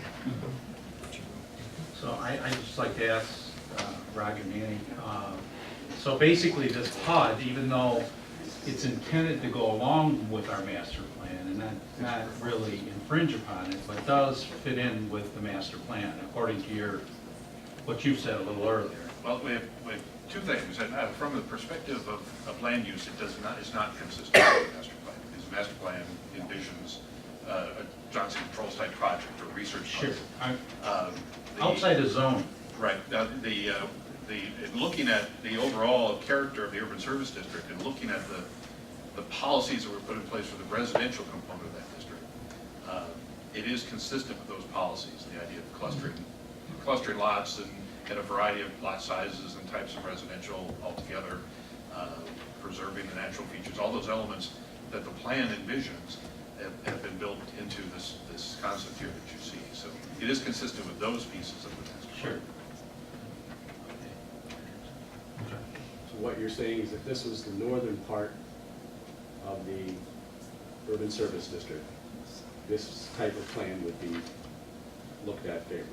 Yes, Oh, that's correct. it's just the location of it. Yes, Ms. Brule. I had a question. I drove all through there, through the neighborhoods, and went around the property. Down in the very bottom corner off of Joy Road, it looked right in that red rectangle, right to the right of that. I thought there might be a house there. There is. And okay. We've increased the buffers along there. Okay. Is someone living there? Okay. I must have misunderstood.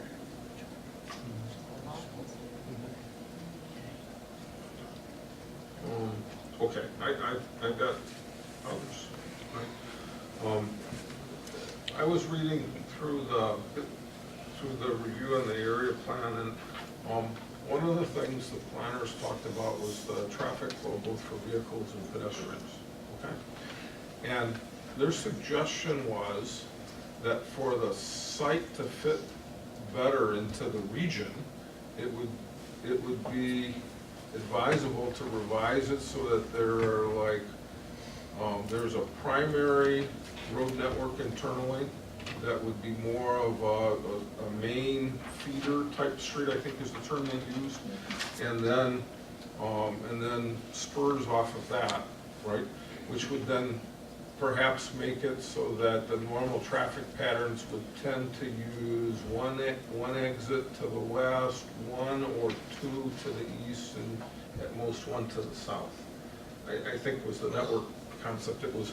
And then, and so my question is, and I know there's wetlands and stuff in there, but, you know, given that there's all these questions about the way the area plan needs to be eventually revised to so that it fits more in with the ordinance, right? But conceptually, do you see any reason why you couldn't revise that type of layout to allow simpler traffic flow through the place? Well, there's a couple of ways of going about it. From an aesthetic standpoint, curvilinear roads, which is basically what we have here, is more aesthetically pleasing. It doesn't allow, in what used to be the old grid-like development, where you had right-angle roads, and it was more of a grid-like, where you could have pass-throughs and traffic passing through neighborhoods for shortcuts, and it was more right-angled roads. This curvilinear pattern is more aesthetically pleasing.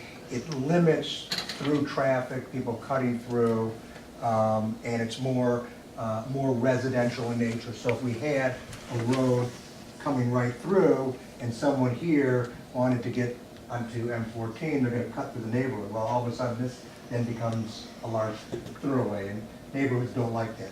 The other thing, and probably the overriding concern, was the natural features. We really are maintaining large pockets of the natural features, so anywhere you put a road, first of all, we only had access here in Godfreyson, and if we went right straight through, we'd be impacting some natural features, which is what we didn't want to do, and plus the curvilinear nature gives it more aesthetically pleasing. Yeah, no, and I wasn't thinking of straight grid, but I was thinking along the lines of, if you put yourself in the shoes of somebody who lives in one of those townhouses, you know, in the north central part, right, and you say, all right, I want to go to M14, and, you know, I haven't counted it there, but it looks like you got to come to 6 or 7 intersections and stop and look for traffic and turn. And I would think that if the routing of the streets, even though they follow that general layout, but if there was thought given to how you want the traffic to flow east, west, and north, south to leave the property and come in from the perimeter roads, you would help. Because right now, if I lived in the northeast corner, I would never go the short way to get to M14. I'd have to go out and go down Napier Road and overload that, and then go across Troy Road, and then come all the way back up Gofferson. Whereas I think a development like this, with that size, being a mile in there, really ought to give consideration to not a wide boulevard that everybody uses as a new east-west road, but some way to facilitate that internal movement. Well, a couple things. One, some people may want it that way, where they like it a little off the beaten path, so it's a little quieter where they live. We are somewhat hamstrung because this is really the only access point that we have into Godfreyson Road. So there is always going to be people that are going to be closer to this point and further from this point. But that's what the consumer decides. The consumer may pick this lot because they might work in Plymouth. The person may pick this lot because they work in Ann Arbor and want to get right onto M14. So there's a variety of things that we offer to different consumers, again, with the limitation that that's really the only access point we have there. I personally thank the developer if they made the road a little tougher for a guy from the northeast to come past my house in the middle on the west side every day. Why would I want all that traffic going past me? Appreciate it. Go out to the main road, go around. Right. Yeah. A lot of times in the developments, the more desirable lots are in the back. Right. Because they don't have all the people coming in, passing. And they don't mind. They like the peace and quiet where they're going to spend more time at their home. And usually they're coming and going once in the morning, once in the evening. It's typical. So they don't mind driving, making a couple more turns to get to a quieter location. Yeah, okay, but, I mean, in the end, right, a traffic study has to be done to understand the impact of the development on the surrounding region in order for it to know that the plan for the number of exits in and out is really robust, right? And that would be one of the things we'd want to consider for a final approval of an area plan associated with the. Well, the traffic study element will come up later in the site plan process. Yeah, The site plan is not. It's a site plan issue, it's not an area plan issue.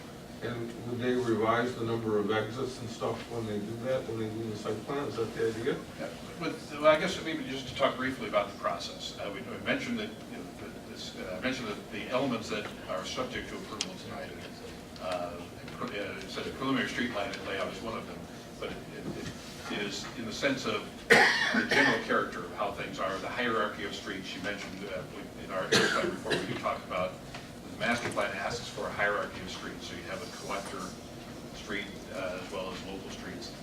And we do believe that that can be done and still have the kind of character and the preservation of natural features that we've discussed. But that's a detail for next steps down the road. In terms of studies, I want to make something clear, because I noticed that the Township Engineers report talks about asking for a number of studies, including the traffic study. These are all really site plan issues. There is an assessment element to the area plan stage, and we noted it in our in this eligibility report back on page 3. It's actually part of the missing information. There's some information that's required to be submitted as part of this area plan process that was missing. And that's what this first element talks about. But at the top of page 3, it says it's titled Other Missing Information. The second bullet point down says, it notes the developer's general assessments of the economic feasibility of the proposed land uses and any potential impacts, environmental, community, et cetera, from the proposed development. This is the piece that's asked for as part of area plan. Now, Mr. Fisher, I think, really presented a lot of that, and the level of detail that Mr. Fisher presented, I think, is actually sufficient in terms of what the ordinance is asking for. It's asking for the developer's perspective on these issues. It's required to be a written component of the submittal, so that is something that they'll need to provide you. But the more detailed studies, like looking at natural features inventory and a traffic study, those will all come up during the site plan process if this project is approved for rezoning area plan. Okay.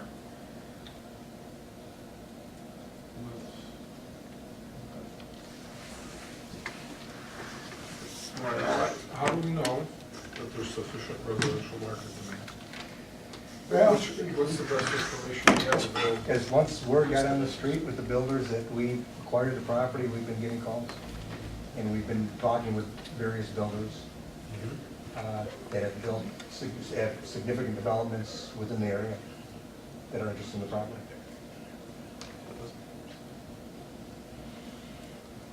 Personally, I like the fact that it doesn't tear up the entire property. It's not like you're proposing to go in and bulldoze it and rebuild it into something other than what it is. Thank you. And I like the idea of mixed density usages as well, which probably helps ensure that there's sufficient residential market. Thank you. The big green area on there, the biggest, largest green patch there, right there. Is that are those wetlands? Is that what that is? Well, it's a combination of things. It's this right here is the easement, the Detroit Edison easement, and high tension wires are running through it. This area looks like it's wet. It's a wooded area. I don't know if all of it. Wet and woods. Wet and wooded. Okay, I just curious. I'm good.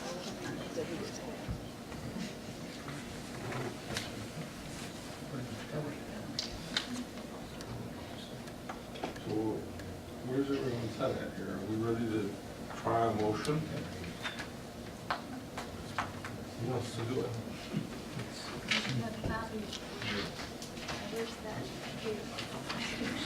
I can do it.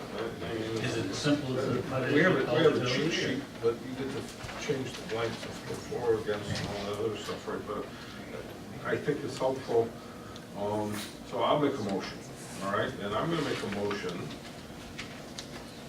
to the Salem Township Board of Trustees that application 14002 for the Salem Springs SELLC residential development be accepted for eligibility as a planned unit development consisting of up to 290 attached townhomes and 291 individual residential lots on 367 plus acres of land north of Joy Road between Napier and Godfreyson and the southwest corner of the township.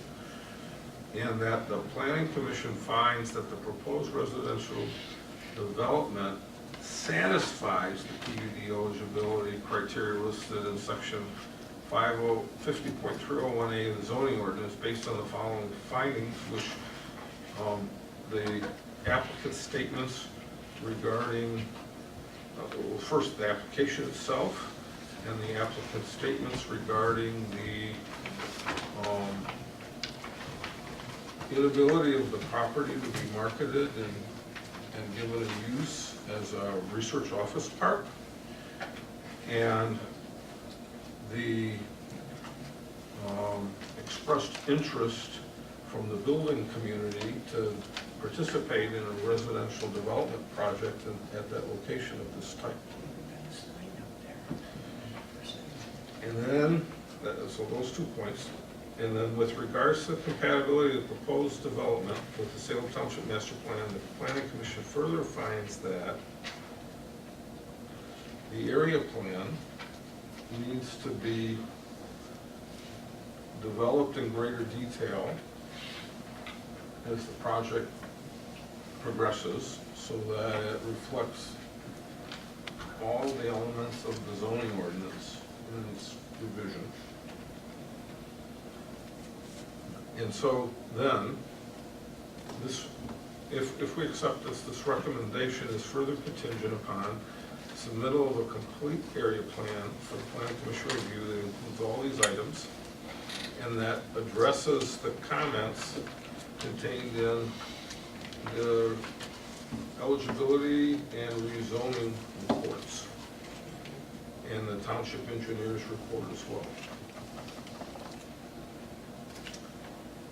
That's the motion. No, I'm sorry. We have to have some financial facts. We have to be very specific. This is why someone draft this, we look at it, and we say what it is, okay? Is everybody clear with that? Did I do it slow enough that you understand the content?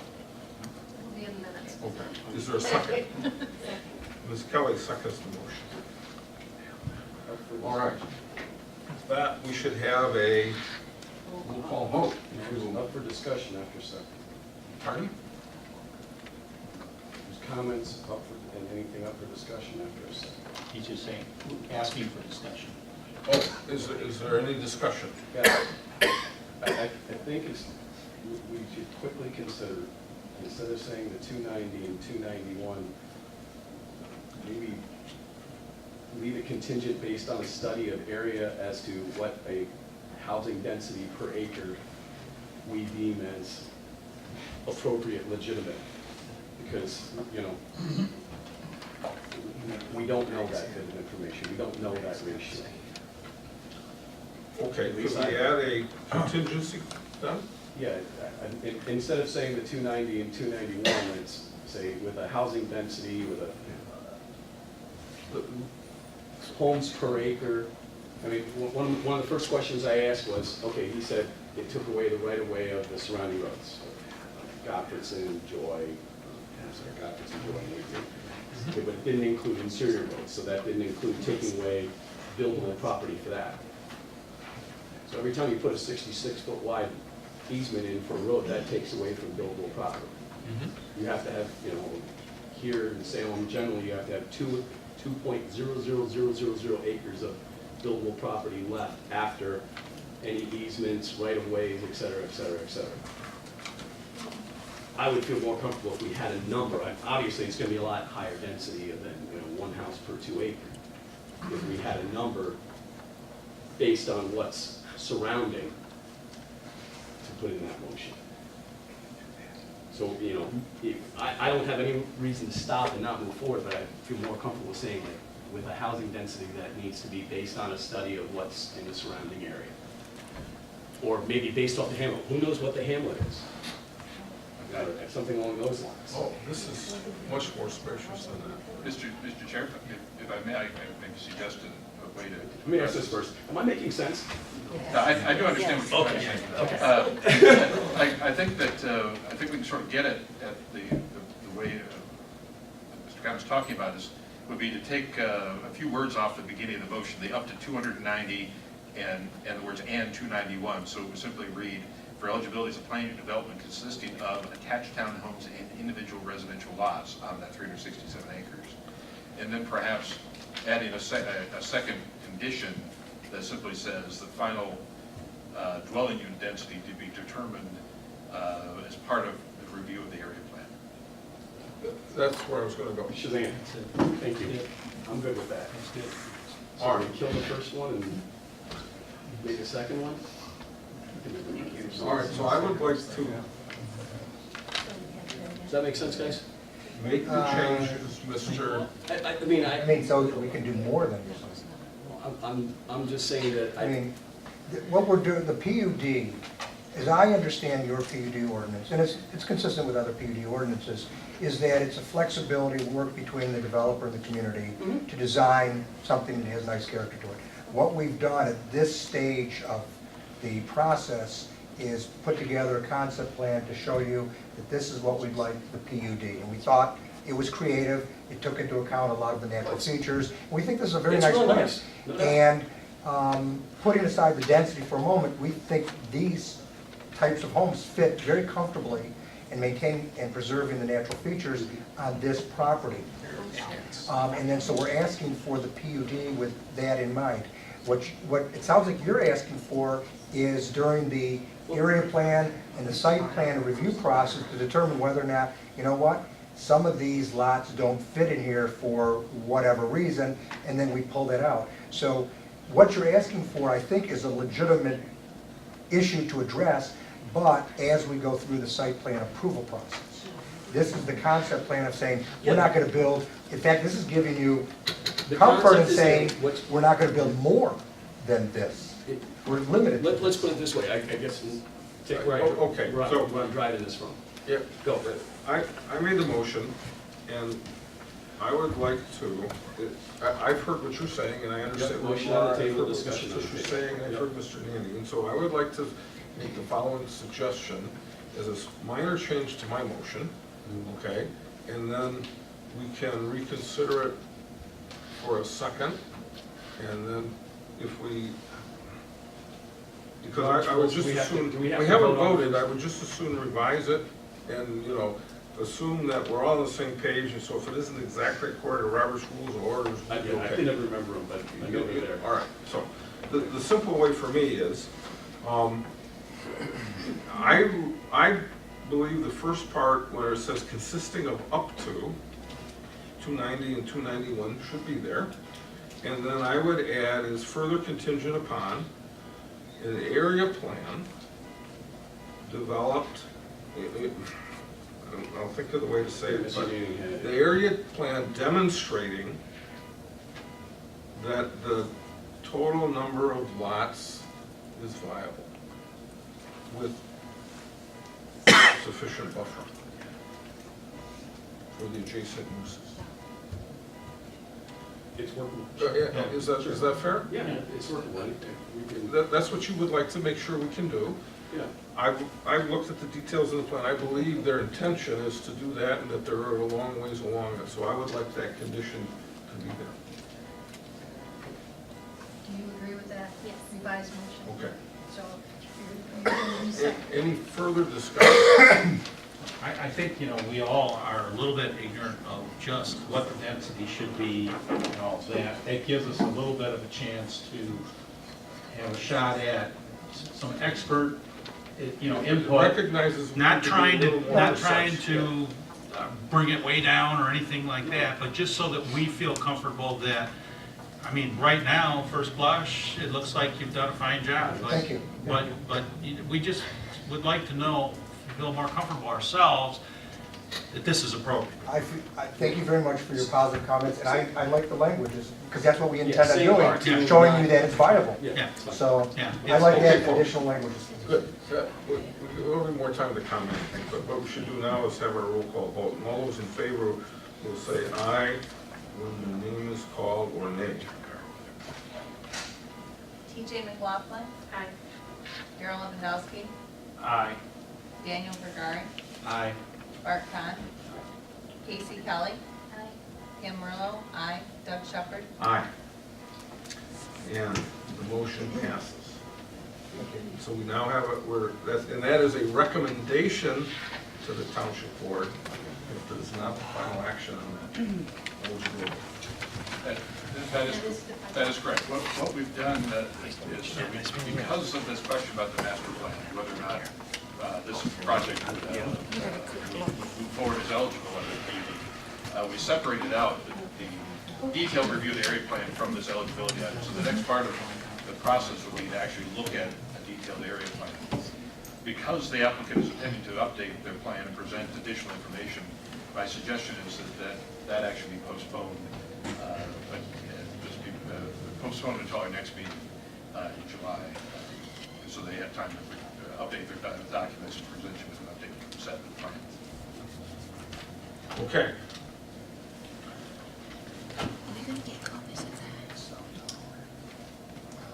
Do we want to continue the discussion related to the actual rezoning of the property and a recommendation therein, or personally, I would like to defer that till I saw a revised area plan. But I'm open, because that's a separate action, and there's a large number of items contained in the. But I need to know, I mean, if you guys are in, you think we can get through it now, let's go. What's your preference? The question before us is do we recommend rezoning this property from? You have to have a viable area plan in order to put it forward, a recommendation to rezone to the Board of Trustees. Your action, I think Mr. Lewandowski's asking, is that what your action that you just took was say that the project is eligible and that the residential PUD is acceptable on this property. The other component of your recommendation to the board is the area plan itself and the rezoning of the property to the intensity of residential uses that we talked about. How many units? Because the area plan is approved. So The next that has step. to be I'm sorry, I got ahead of you. So that's the next step, and that, because of your motion tonight, the applicant needs to give you revised information. So my suggestion is to postpone that to the next meeting. So I think they need to move forward. There needs to be more specified related to what the specific utilities might be and such. And I think you can go forward in that direction if you get affirmation that what we've given you tonight. Yes, we're prepared now to sit down and we can add the language that you need for the area plan, which we'll have at the end of June for the July 21st meeting. Thank you. All right, You so, want to postpone the area site plan to the July 30, all right, 21st? so we will have old business items in the future when we have a new area plan and we'll I've made it to old move along on this, okay? Thank you. It's quicker. All right. So with that behind us, we'll shift gears. And now we have AT&T wireless conditional use business site. Where, because it's a conditional use, the planning commission makes the determination to allow that use. There's no township board review or something. That's correct. Yeah, the final site. Okay. So we have the public hearing related to this, where a couple points were made. And we have reports, we have site plans, we have an updated site plan, and then we have a conditional use report from Mr. Pennington and me. And so while people are available, we have the opportunity now for planning commissioners to ask the questions if they would.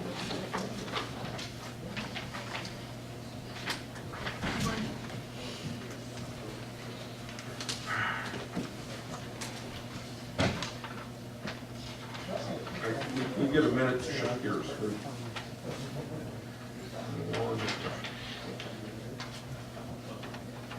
All right, I mean, I'll go first, because I'm ready to go. And that is our,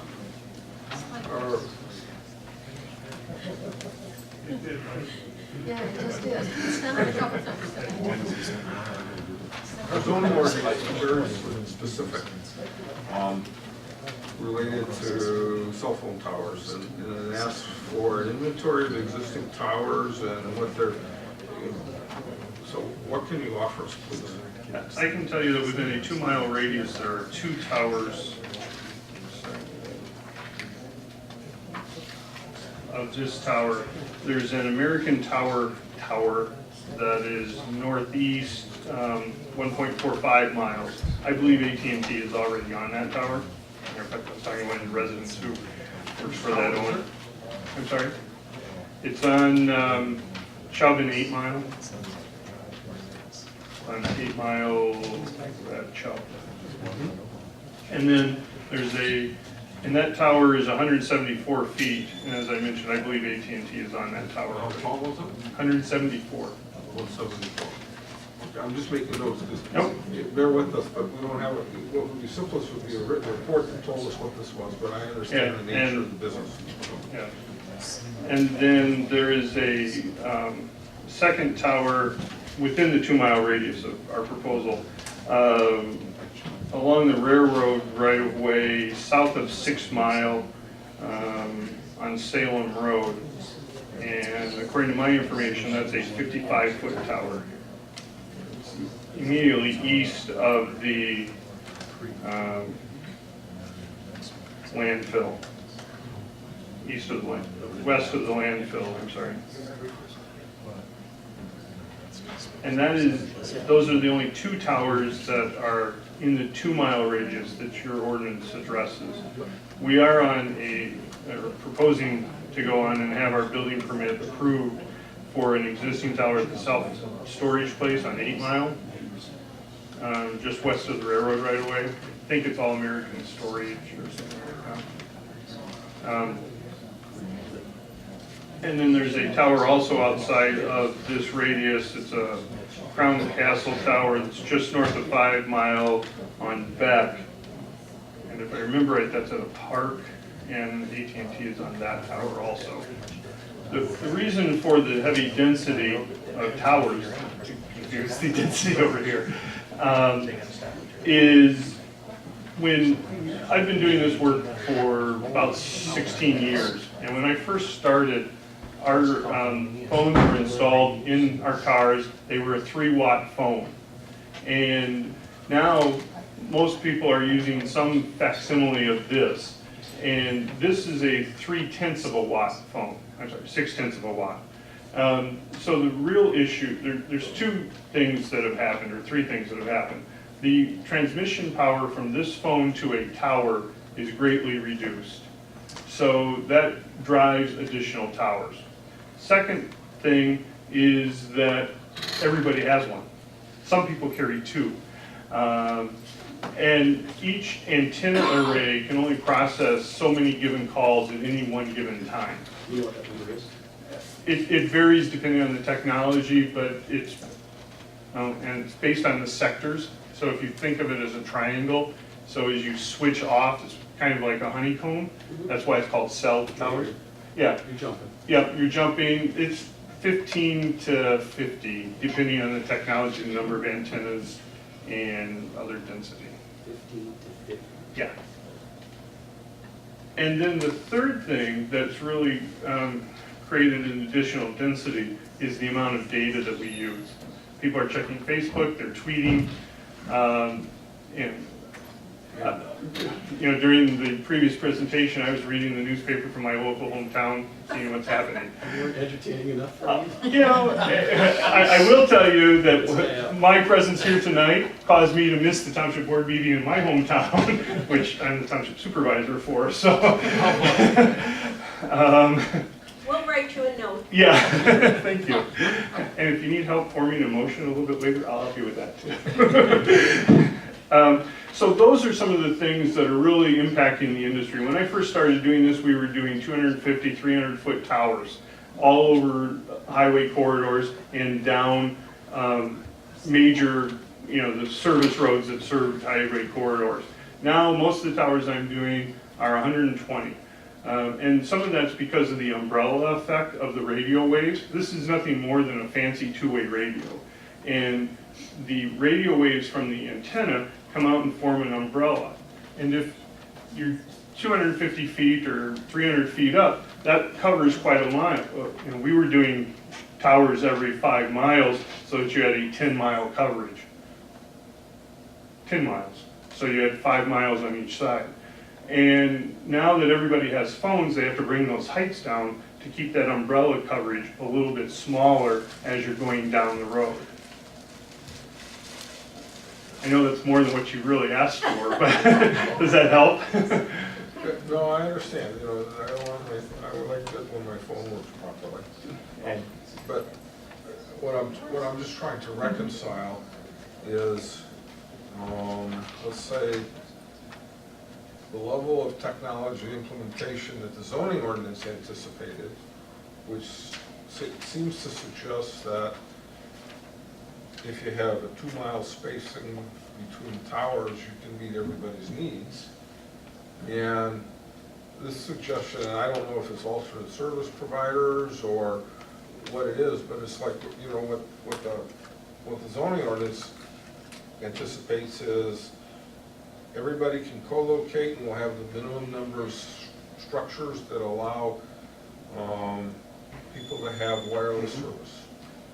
And more people are abandoning their landlines and expecting excellent coverage in their home. And that's where a lot of the penetration is also coming from for additional sites. And that, for this actual proposal, that's part of the issue, is we want to be able to penetrate inside dwellings. Back to the numbers of this. We're saying so many callers per antenna. Sector, yep. Now, what's stopping you from putting more than one receiver and transmitter on any given tower? Oh, we do. You put multiple? Yeah. Is there a spacing, is there a transmitter receiver density per tower? 10 feet separation. And then we also put multiple types of antennas because not everybody's moved to the latest, greatest. Some people still have the clamshell phone. That's a different technology. Sorry. I remember being told I had to give up my Oki Data bag phone because they weren't going to support that. It was the best phone I ever had, but it was also a 3-watt phone. I-700, my brother, you miss it. Yep, but because of the changes in technology, people going to data and to a digital signal versus analog, the analog traveled much further. AT&T would put this tower up, would it be exclusively AT&T? No. Your ordinance doesn't allow for that, and we've designed it for this height, and regardless of this height, but multiple co-location. The other antennas that you mentioned within this, and I guess maybe we need to understand if this 2-mile radius is a golden number of some sort. The other antennas, are they packed out? Any room on them? The one at the self-storage place is just outside of the 2-mile radius. AT&T was on it. When they merged with Singular, they went off it. Now we're going back to that. I don't know I don't remember. I'm doing 20 of these in the Metro Detroit area. We did the. There's quite a bit of co-location on the existing towers. Okay, I'd say what I'm if looking for is three or more. Oh, right. This one is designed for 4 co-locators. So I would say most our towers have a minimum of 3. Has the capacity been met on any tower that is within a 2-mile radius? Within an area. I'm not saying this 2 Okay. mile. I don't know if this 2 miles is a good number or not. within an area that it could work. So if you went to this 55 tower and said, okay, there's nothing on that, well, what if we made that 55 tower and added 10 feet to it, put our antenna on that, would that work? Well, we're already on it, so, but, Okay, well, that's fine. yeah. But you said you could have multiple transmitters, receivers on any given antenna, right? Yeah, Okay. I would guess based on the building penetration requirements that we spent 7 months coming up with this site, fitting it in with the honeycomb, and knowing, I mean, obviously, standing before you is a glorious event, but for AT&T and my company, going through the admin approval is much better for us. You know, we like co-location, and if we can co-locate, we're going to do that before we come before you and propose a new tower. You're basing your work on revenue? Coverage, which may have a revenue component to it. And then there's gonna be a But you're also, T-Mobile one on there, and there's gonna be a Verizon one on there. AT&T bases theirs on coverage, because most of the time they sell it to it's called a build-to-suit company, an American Tower or an SBA or a Crown Castle. Those are not companies who actually own and manage towers. Okay, so what we're saying is within a 2-mile radius of the location of this, we're having a lot of non-coverage. That AT&T is not hitting their coverage objectives that they are required to hit. And some of that comes from For current or future? both. And some of that comes from the FCC, that, you know, if somebody calls 911 from their bedroom, somebody's breaking into their house, and the call isn't clear and crisp, that doesn't do much good. It's 45 minutes to the state troopers to get to my place, so don't worry about that. Okay, our job, at least the way I see it, sitting up here, is to make sure that we have looked and poked around and sought out any other option before putting up another tower. Yes. Whether I, reach it, whether it meets the township ordinance and, it's the right height tower and your site plan is okay. Before any of that, I see it as okay, this tower, no, this tower, no, this is why this tower, no, because it doesn't quite get this corner, or, anything along those lines. Yeah. And I will tell you that AT&T has done that internally and evaluated, again, because it's more economical to go on an existing tower than it is to build a new one. What does it cost to install a tower approximately? It depends. I mean, it could be anywhere from 180 to 300,000. Yeah. Foundations. This tower structure, we haven't talked about tower height yet, but as we get into that, we're proposing 150 foot. There's the higher you go up, the higher, there's more steel, more structure that's needed below ground to support that. That all adds to the cost, so. Sure. Sure. And then the that's just ongoing the maintenance. tower that you were talking about, then you have the equipment that you install on it, right? Yeah, we use the figure of 75,000 for a co-location. So all in, you're probably north of 250, I would guess. No, you'd have to be higher than that. 275 to 325, I would guess, all in, for one carrier. 275 to put up a tower. How many people are you servicing within that two-mile area? How come that doesn't make sense to me? To be able to make back $275,000 to pay for a tower within 2-mile radius of. Because not every time do we put up a new tower. Yeah. I mean, I'm doing rooftops, I'm doing water tanks, doing some, building sides. I predicted, everybody, when I first started doing this, there were 2 carriers in the greater Grand Rapids area. Nextel hadn't made that move out to Grand Rapids yet. And everyone was saying, well, can't we just go to a satellite?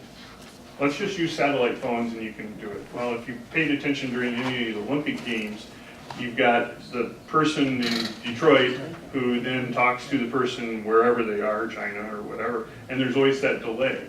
most people don't need to make a call to the middle of the desert in Zimbabwe.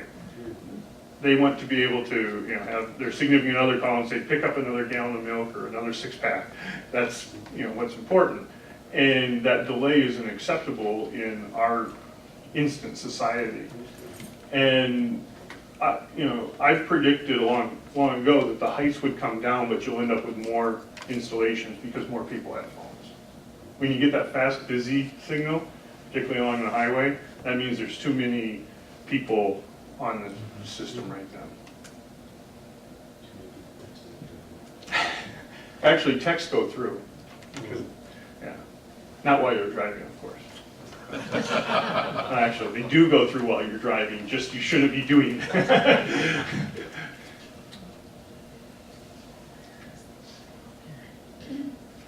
Where does this 2-mile number? Help me with the 2. Well, it doesn't say you can't have towers within 2 miles. It says you need to have an inventory of those towers, and then you use that information to affect your judgment. You as planning commission. Your ordinance requires a 2-mile radius. What's a AT&T tower at 150 feet good for? What distance is that? That's probably going to be in that mile and a half. I mean, that's or 3/4 of a mile, because the 2 nearest towers. The American Tower that's to the northeast is about 1.5 miles, and so if you're doing that umbrella, it's about 3/4 of a mile coverage, and that's really driven by the data and wanting to penetrate the houses.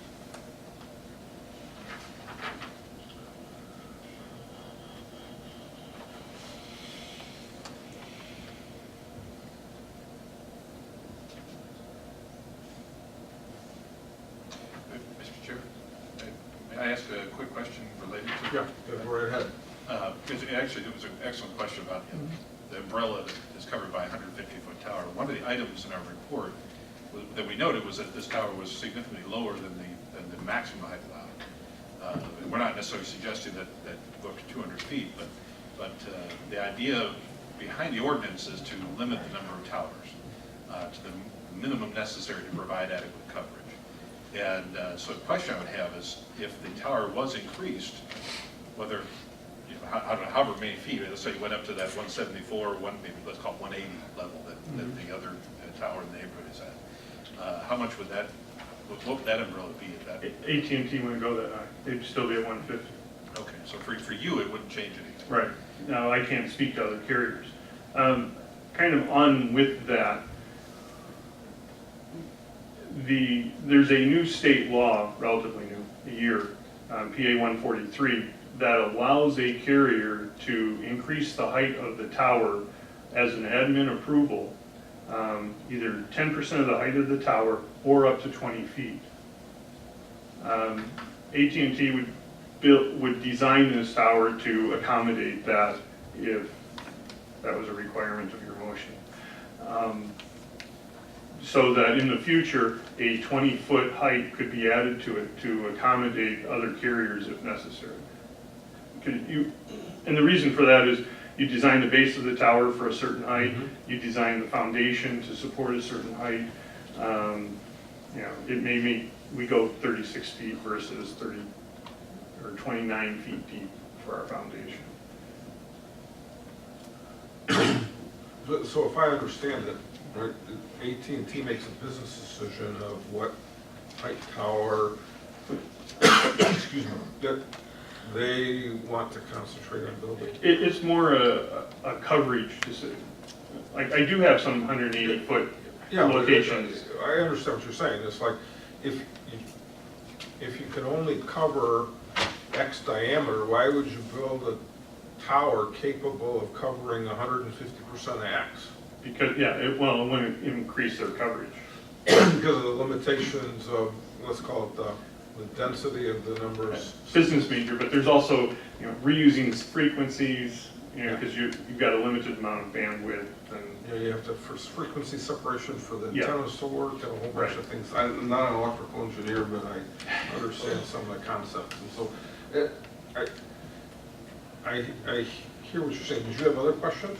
I just wanted to feed off that one. That was an excellent question. So, other things we'll talk about, but that's all. We can talk about those as we move forward. We're focusing on the one thing, which is how do we know we need it? Right, which is really the question in front of us, because it seems like if we get over the hurdle of knowing we need this tower installation in order to provide the service, that What's the closest north-south cross street? I'm sorry. North-south, Napier's. So you're one mile south into Salem and right up next to Wayne. You're about a mile and a half. If you're south of 7 miles, so it's almost a mile and a half south of the township line. 17, okay, yeah, 1,700 feet south of the Yeah. But 8 miles long. I'm trying to picture what the housing is up in that corner. I mean, it's like. This is part of the 76-acre farm, this property is. It's 2 parcels. So what residents are you hitting up there? I'm back to the $275,000 to service who? I mean, the cell phone bills are going up the way I see it. I mean, who's that? What, and these things transmit how far? 3/4 to a mile and a half typically. So this could touch in above 8 Mile. Yeah. What's on the north side of 8 Mile, right at Napier? It's Lime Township. I care if the tower's being put in Salem to service a township outside of Salem. You have. It's a mile and a half. yeah, but In, this has got to be about coverage. And he's up against Napier, and Napier's county line. in Lyon Township, on the edge of Lyon Township, Lyon Township is intending to have more intensive development than they have right now along 8 Mile Road, but they have plans for more urban, or I guess suburban scale residential. But also, right there at the corner, we're also at the corner of Novi there, at 8 Mile and Napier, and they have a big recreation park over there, there's a Novi corner. That would be right, basically Mayberry? right at the edge of this coverage area. Mayberry State Park. There's a housing development going to do? Maybe you're a state park No, It's it's a state park. State park. Yeah, right. That would be too far.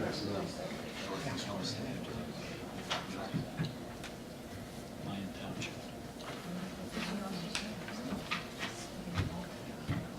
It would also serve the hamlet. Your cell phone dropping off? Mine doesn't, no. 7. But I have one on the map.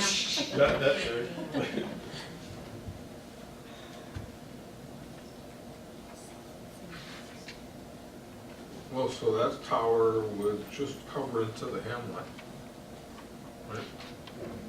Hamlet's not getting any bigger. It's like a mile and a half. Don't be so sure. It's not going to triple in size. It's not going to require 15 to 55 more calls per tower per. Okay, let me get. Here's one guy's opinion. I would like to see evidence that this tower is absolutely necessary based on surrounding towers, that they're packed out. You know, they've net capacity, that, you know, there's no way we could add 20 more feet to a 55-foot tower, put another antenna on that. There's no way we could put 26 feet on a 174-foot tower and add to that. The more we have dotted around, you know, once it's there, it's there. I don't know how the township would feel about 10 more feet being added to an existing tower. You know, this is what you brought up about saying you could add 20 feet or 10%. You know, if these other towers meet that, maybe that's a viable option. The less times we have to have a little egress road going back and a fence and guy wires and a tower going up. No guy wires. Well, okay, thank you. I bet it. I hear you, because I'm pretty good at imagining spatial things, but I'm still struggling with this one. You know, you've mentioned some tower locations and stuff, but what I would really need to get confident with your assertion that we need this would be, and this is just me, I don't know if it worked for everybody else, but it would be a map or graphic of some sort showing the relative location and, you know, kind of highlighting the areas where you have coverage difficulty and showing how this thing really fits in. If this is the only And viable then, and I think if I had that information available to me tonight, I would go along with your contention, okay? But I don't have it, and I'm having a little bit of trouble getting there. I don't know how the rest of you feel. I'm there with I mean, that's what Mr. Can said. So, we don't need to make a motion, right? Because we can just, what we can do is we can just, if we all agree, we can say we're putting this on hold, or is it a postponement? Steve, before you do, there is one other thing that perhaps if we could address Oh, tonight, okay. it would be helpful to Mr. Spencer, if he has to provide you with updated plans. And that is on page 3 of our report under landscaping. We did note that the original plan did not show any landscaping which required around the ground enclosure. But one of the comments that was made during the public hearing was about screening or camouflage for the tower.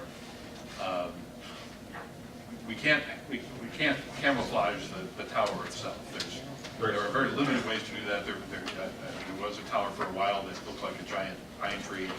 It just looks a little, it looks a little silly because pine trees simply aren't that tall.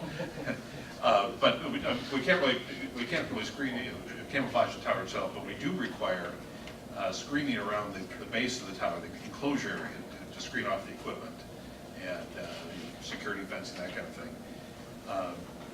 The ordinance allows the planning commission the authority to waive that landscaping requirement. And you'll see on page 3 it says where natural growth around the property perimeter may provide sufficient buffer.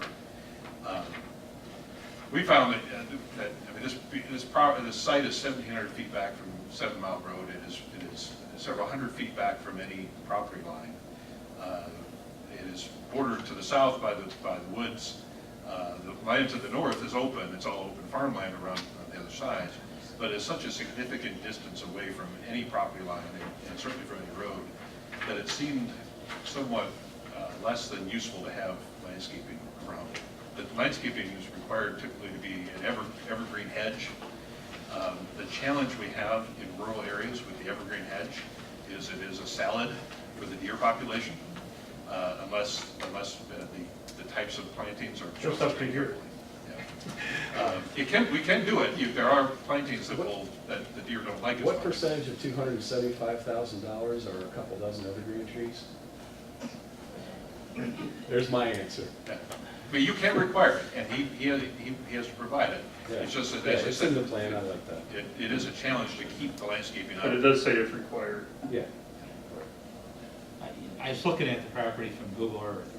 Mhm. It just looks like it's all trees. I mean, how dense is that around the tower? We're right up to It the looks tree like line. it bumps right up against it, goes to the tree line and stops, so it's in front of the tree line, which is, It's basically wide open side to side to the north, what's this property currently? with arms to the south of the site. Farmland. Yeah, it's open farmland. It's open agricultural residential. I think at one point it was a sod farm. Oh, this is the sod farm? Next one. All right, so we do want to get And then the through height this issue. today so that Jay has all the direction that he would need in order to be successful, right? Okay, so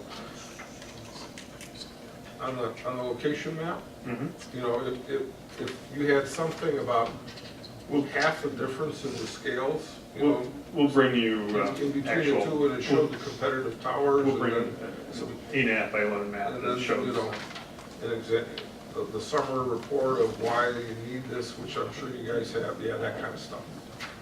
Okay, and that would probably manage that, and then, I guess, how do we feel about the landscaping around this enclosure? Didn't these people say that they could, if it's to the north and they live right across the street, they said they can see it, so I don't think the lines were permitted. Well, we're gonna, yeah, but they were complaining about the tower, which you can't landscape in high. Well, you don't have to like see the whole thing, though. Yeah, the landscaping would only hide that The space fence. 6 feet. 6 feet, 7 feet. And in a perspective on that, 1,700 feet back. from 1,700 feet, it's gonna look like this, seriously. Okay. I just want to make sure we don't ditch these people who've been sitting here all night and have concerns. No, the only purpose of the landscaping would be to hide the equipment in the chain link fence. Yeah, my concern is that because of the deer population, is that the landscaping around it could actually become more of a light issue when it's half dead. And we've actually seen this in other towers where we've had to go back and go back and go back and try to find different species of evergreens that would work. So are we, is that Kate? Well, yes, there are species that are less attractive to deer. Now, it depends on winter. Some winters, like this one we just had, they'll eat anything. but it is a challenge, and in this particular case, the landscaping has less value because of how far it is away from anything around it. Is a 20-foot wide easement typical for the driveway going back there? Yes. Yes. Okay, so landscaping is in a preliminary site plan? Well, basically for tonight, my suggestion would be if you would maybe make a motion as to whether or not you would waive the landscaping requirement. Contingent on obviously seeing an updated plan with all the details presented to you. But that way he has direction as to whether or not he needs to provide the landscaping detail on the updated plan. It's on the revised plan, as a, if required. Yeah, it actually doesn't meet the ordinance. Right? Maybe we can talk about that, but let's first see if it doesn't matter.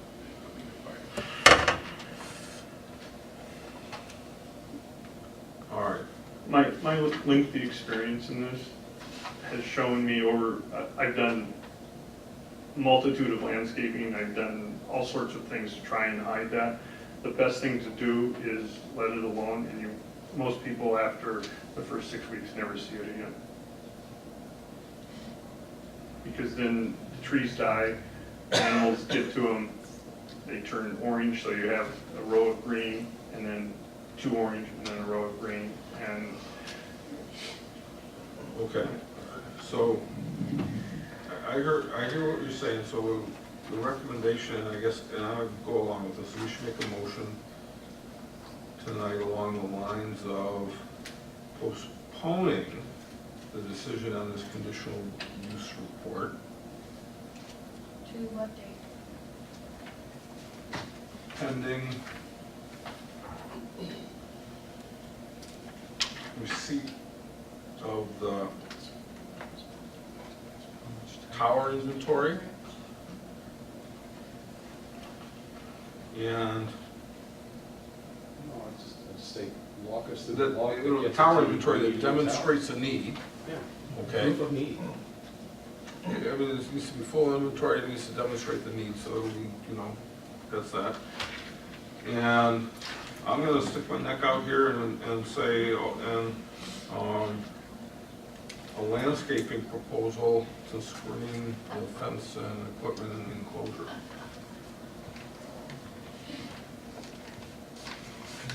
Is there a second for that?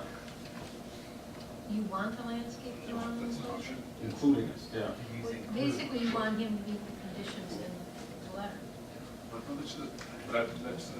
The motion is a valid motion. I'm making the proposal that they should screen that.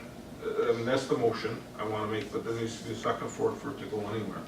Is there a second? Second. Mr. Camp. All right. Is there any other discussion?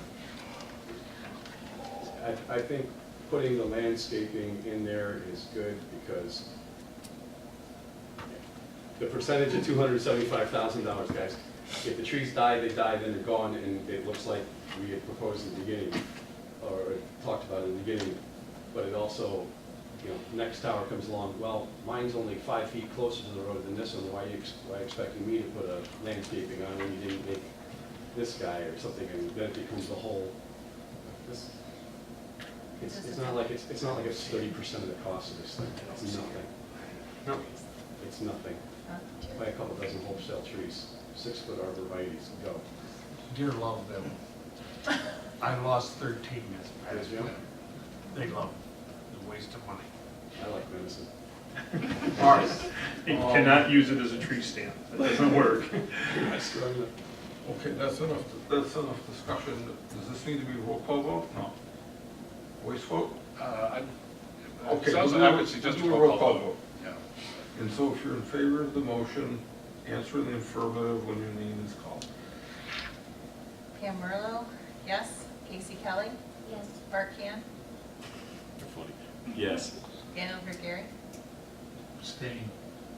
Yeah, you really can't abstain. I can't, well then, no. Daryl Lewandowski, No.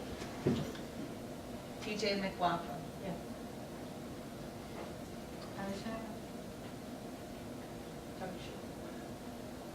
We're missing one. Doug Shepherd. Yes. Sorry. I was patient. Okay, the motion passes. Okay, thank you.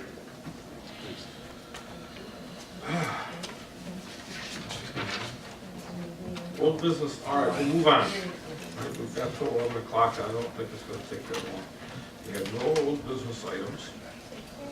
Do we have any reports from commissioners or committees? Yes. I'd like to schedule a public hearing for your next meeting. I have another conditional use coming through. For the what? Another conditional use application coming through for your next meeting in July. So it will require a public hearing. Is there any reason we couldn't have a public hearing then? Will the information, well, you have the information in hand so you can do the notification and we'll get the package early. Then let's schedule it for the July meeting. Okay? Any other reports? Okay, we're on to item 10, approval of minutes from the May 19th meeting. Would someone like to make a motion? Make a motion to approve the minutes of May 19th, 2014 as submitted. Second the motion. Mr. McGarry has a second. All those in favor, please say aye. Aye. Any opposed? No opposed. It passes unanimously. Okay, public comments, the next order of business tonight. Yes, sir. Okay, yeah, just a couple more comments in regards to Salem Springs. Your name, sir? Roger Heitman, I'm at 5303 Napier, and the comment was, is there any homes there? Yes, there's 7 homes in that area. And me and my 2 neighbors were here tonight, and we are right in the heart of it. So we'd appreciate if there was significant buffering in that area, not just run over there. I was a little surprised on how quickly you guys went, in approving that. One, the number of people that are going to be in this area is going to hugely impact Napier Road. Napier Road is not a through road. Napier Road goes for 1 mile. It basically dead ends at North Territorial. So now you have to jog a 1/4 mile to the west to get on Napier Road. When you go south, it's a dirt road. So it's not a through road. So there's going to be a huge amount of traffic on Napier Road because of this. Also, they kept saying over and over, similar to what's across the street, similar to the neighbors. No, it was not. If you guys did your homework, you would know that was not true. They have a condo unit to the east. There's 2 separate developments there. They were the same developer, but 2 sections. One has 64 units, another one has 64 units, 128 units. They want 290. That is a lot. It's a very big difference. Plus they're clustering. I know, it's in our master plan to do this type of stuff, but they're clustering. Across the street, there is no clustering. There are separate homes on separate lots. And those lots, they're real tight, but I bet they're over 50, they're probably more like 70, 80 feet, something like that. So they're not real clustered together like they're planning.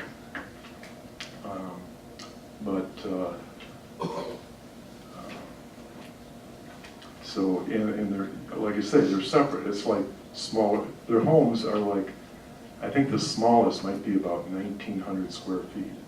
These are condos, detached condos right across the street.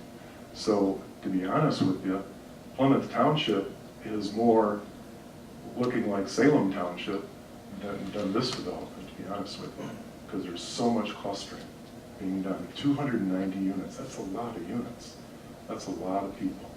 So it's going to really highly impact that area a lot. So we appreciated it, you know, if you guys did a little more digging with it and not just, okay, let's do it. You know, so I'd appreciate it. Thank you. Okay. Hi, Mark McLennan. I'll be quick. I'm at 10489 7 Mile. I'm kitty corner from the property where the tower's going to go. I have evergreens there, and the deer cross from my property to that property, and they don't touch my evergreens. Also, touched on it, there's very little population there in that area. 100 homes within a mile. All the population is on their side of Napier, the developments in Northville. And we're building a tower in Salem to cover Northville. Thank you. Okay. Yes, sir. Curtis Rittenauer, 6 Mile again. Wanted to say that, you know, that's a 70-acre parcel.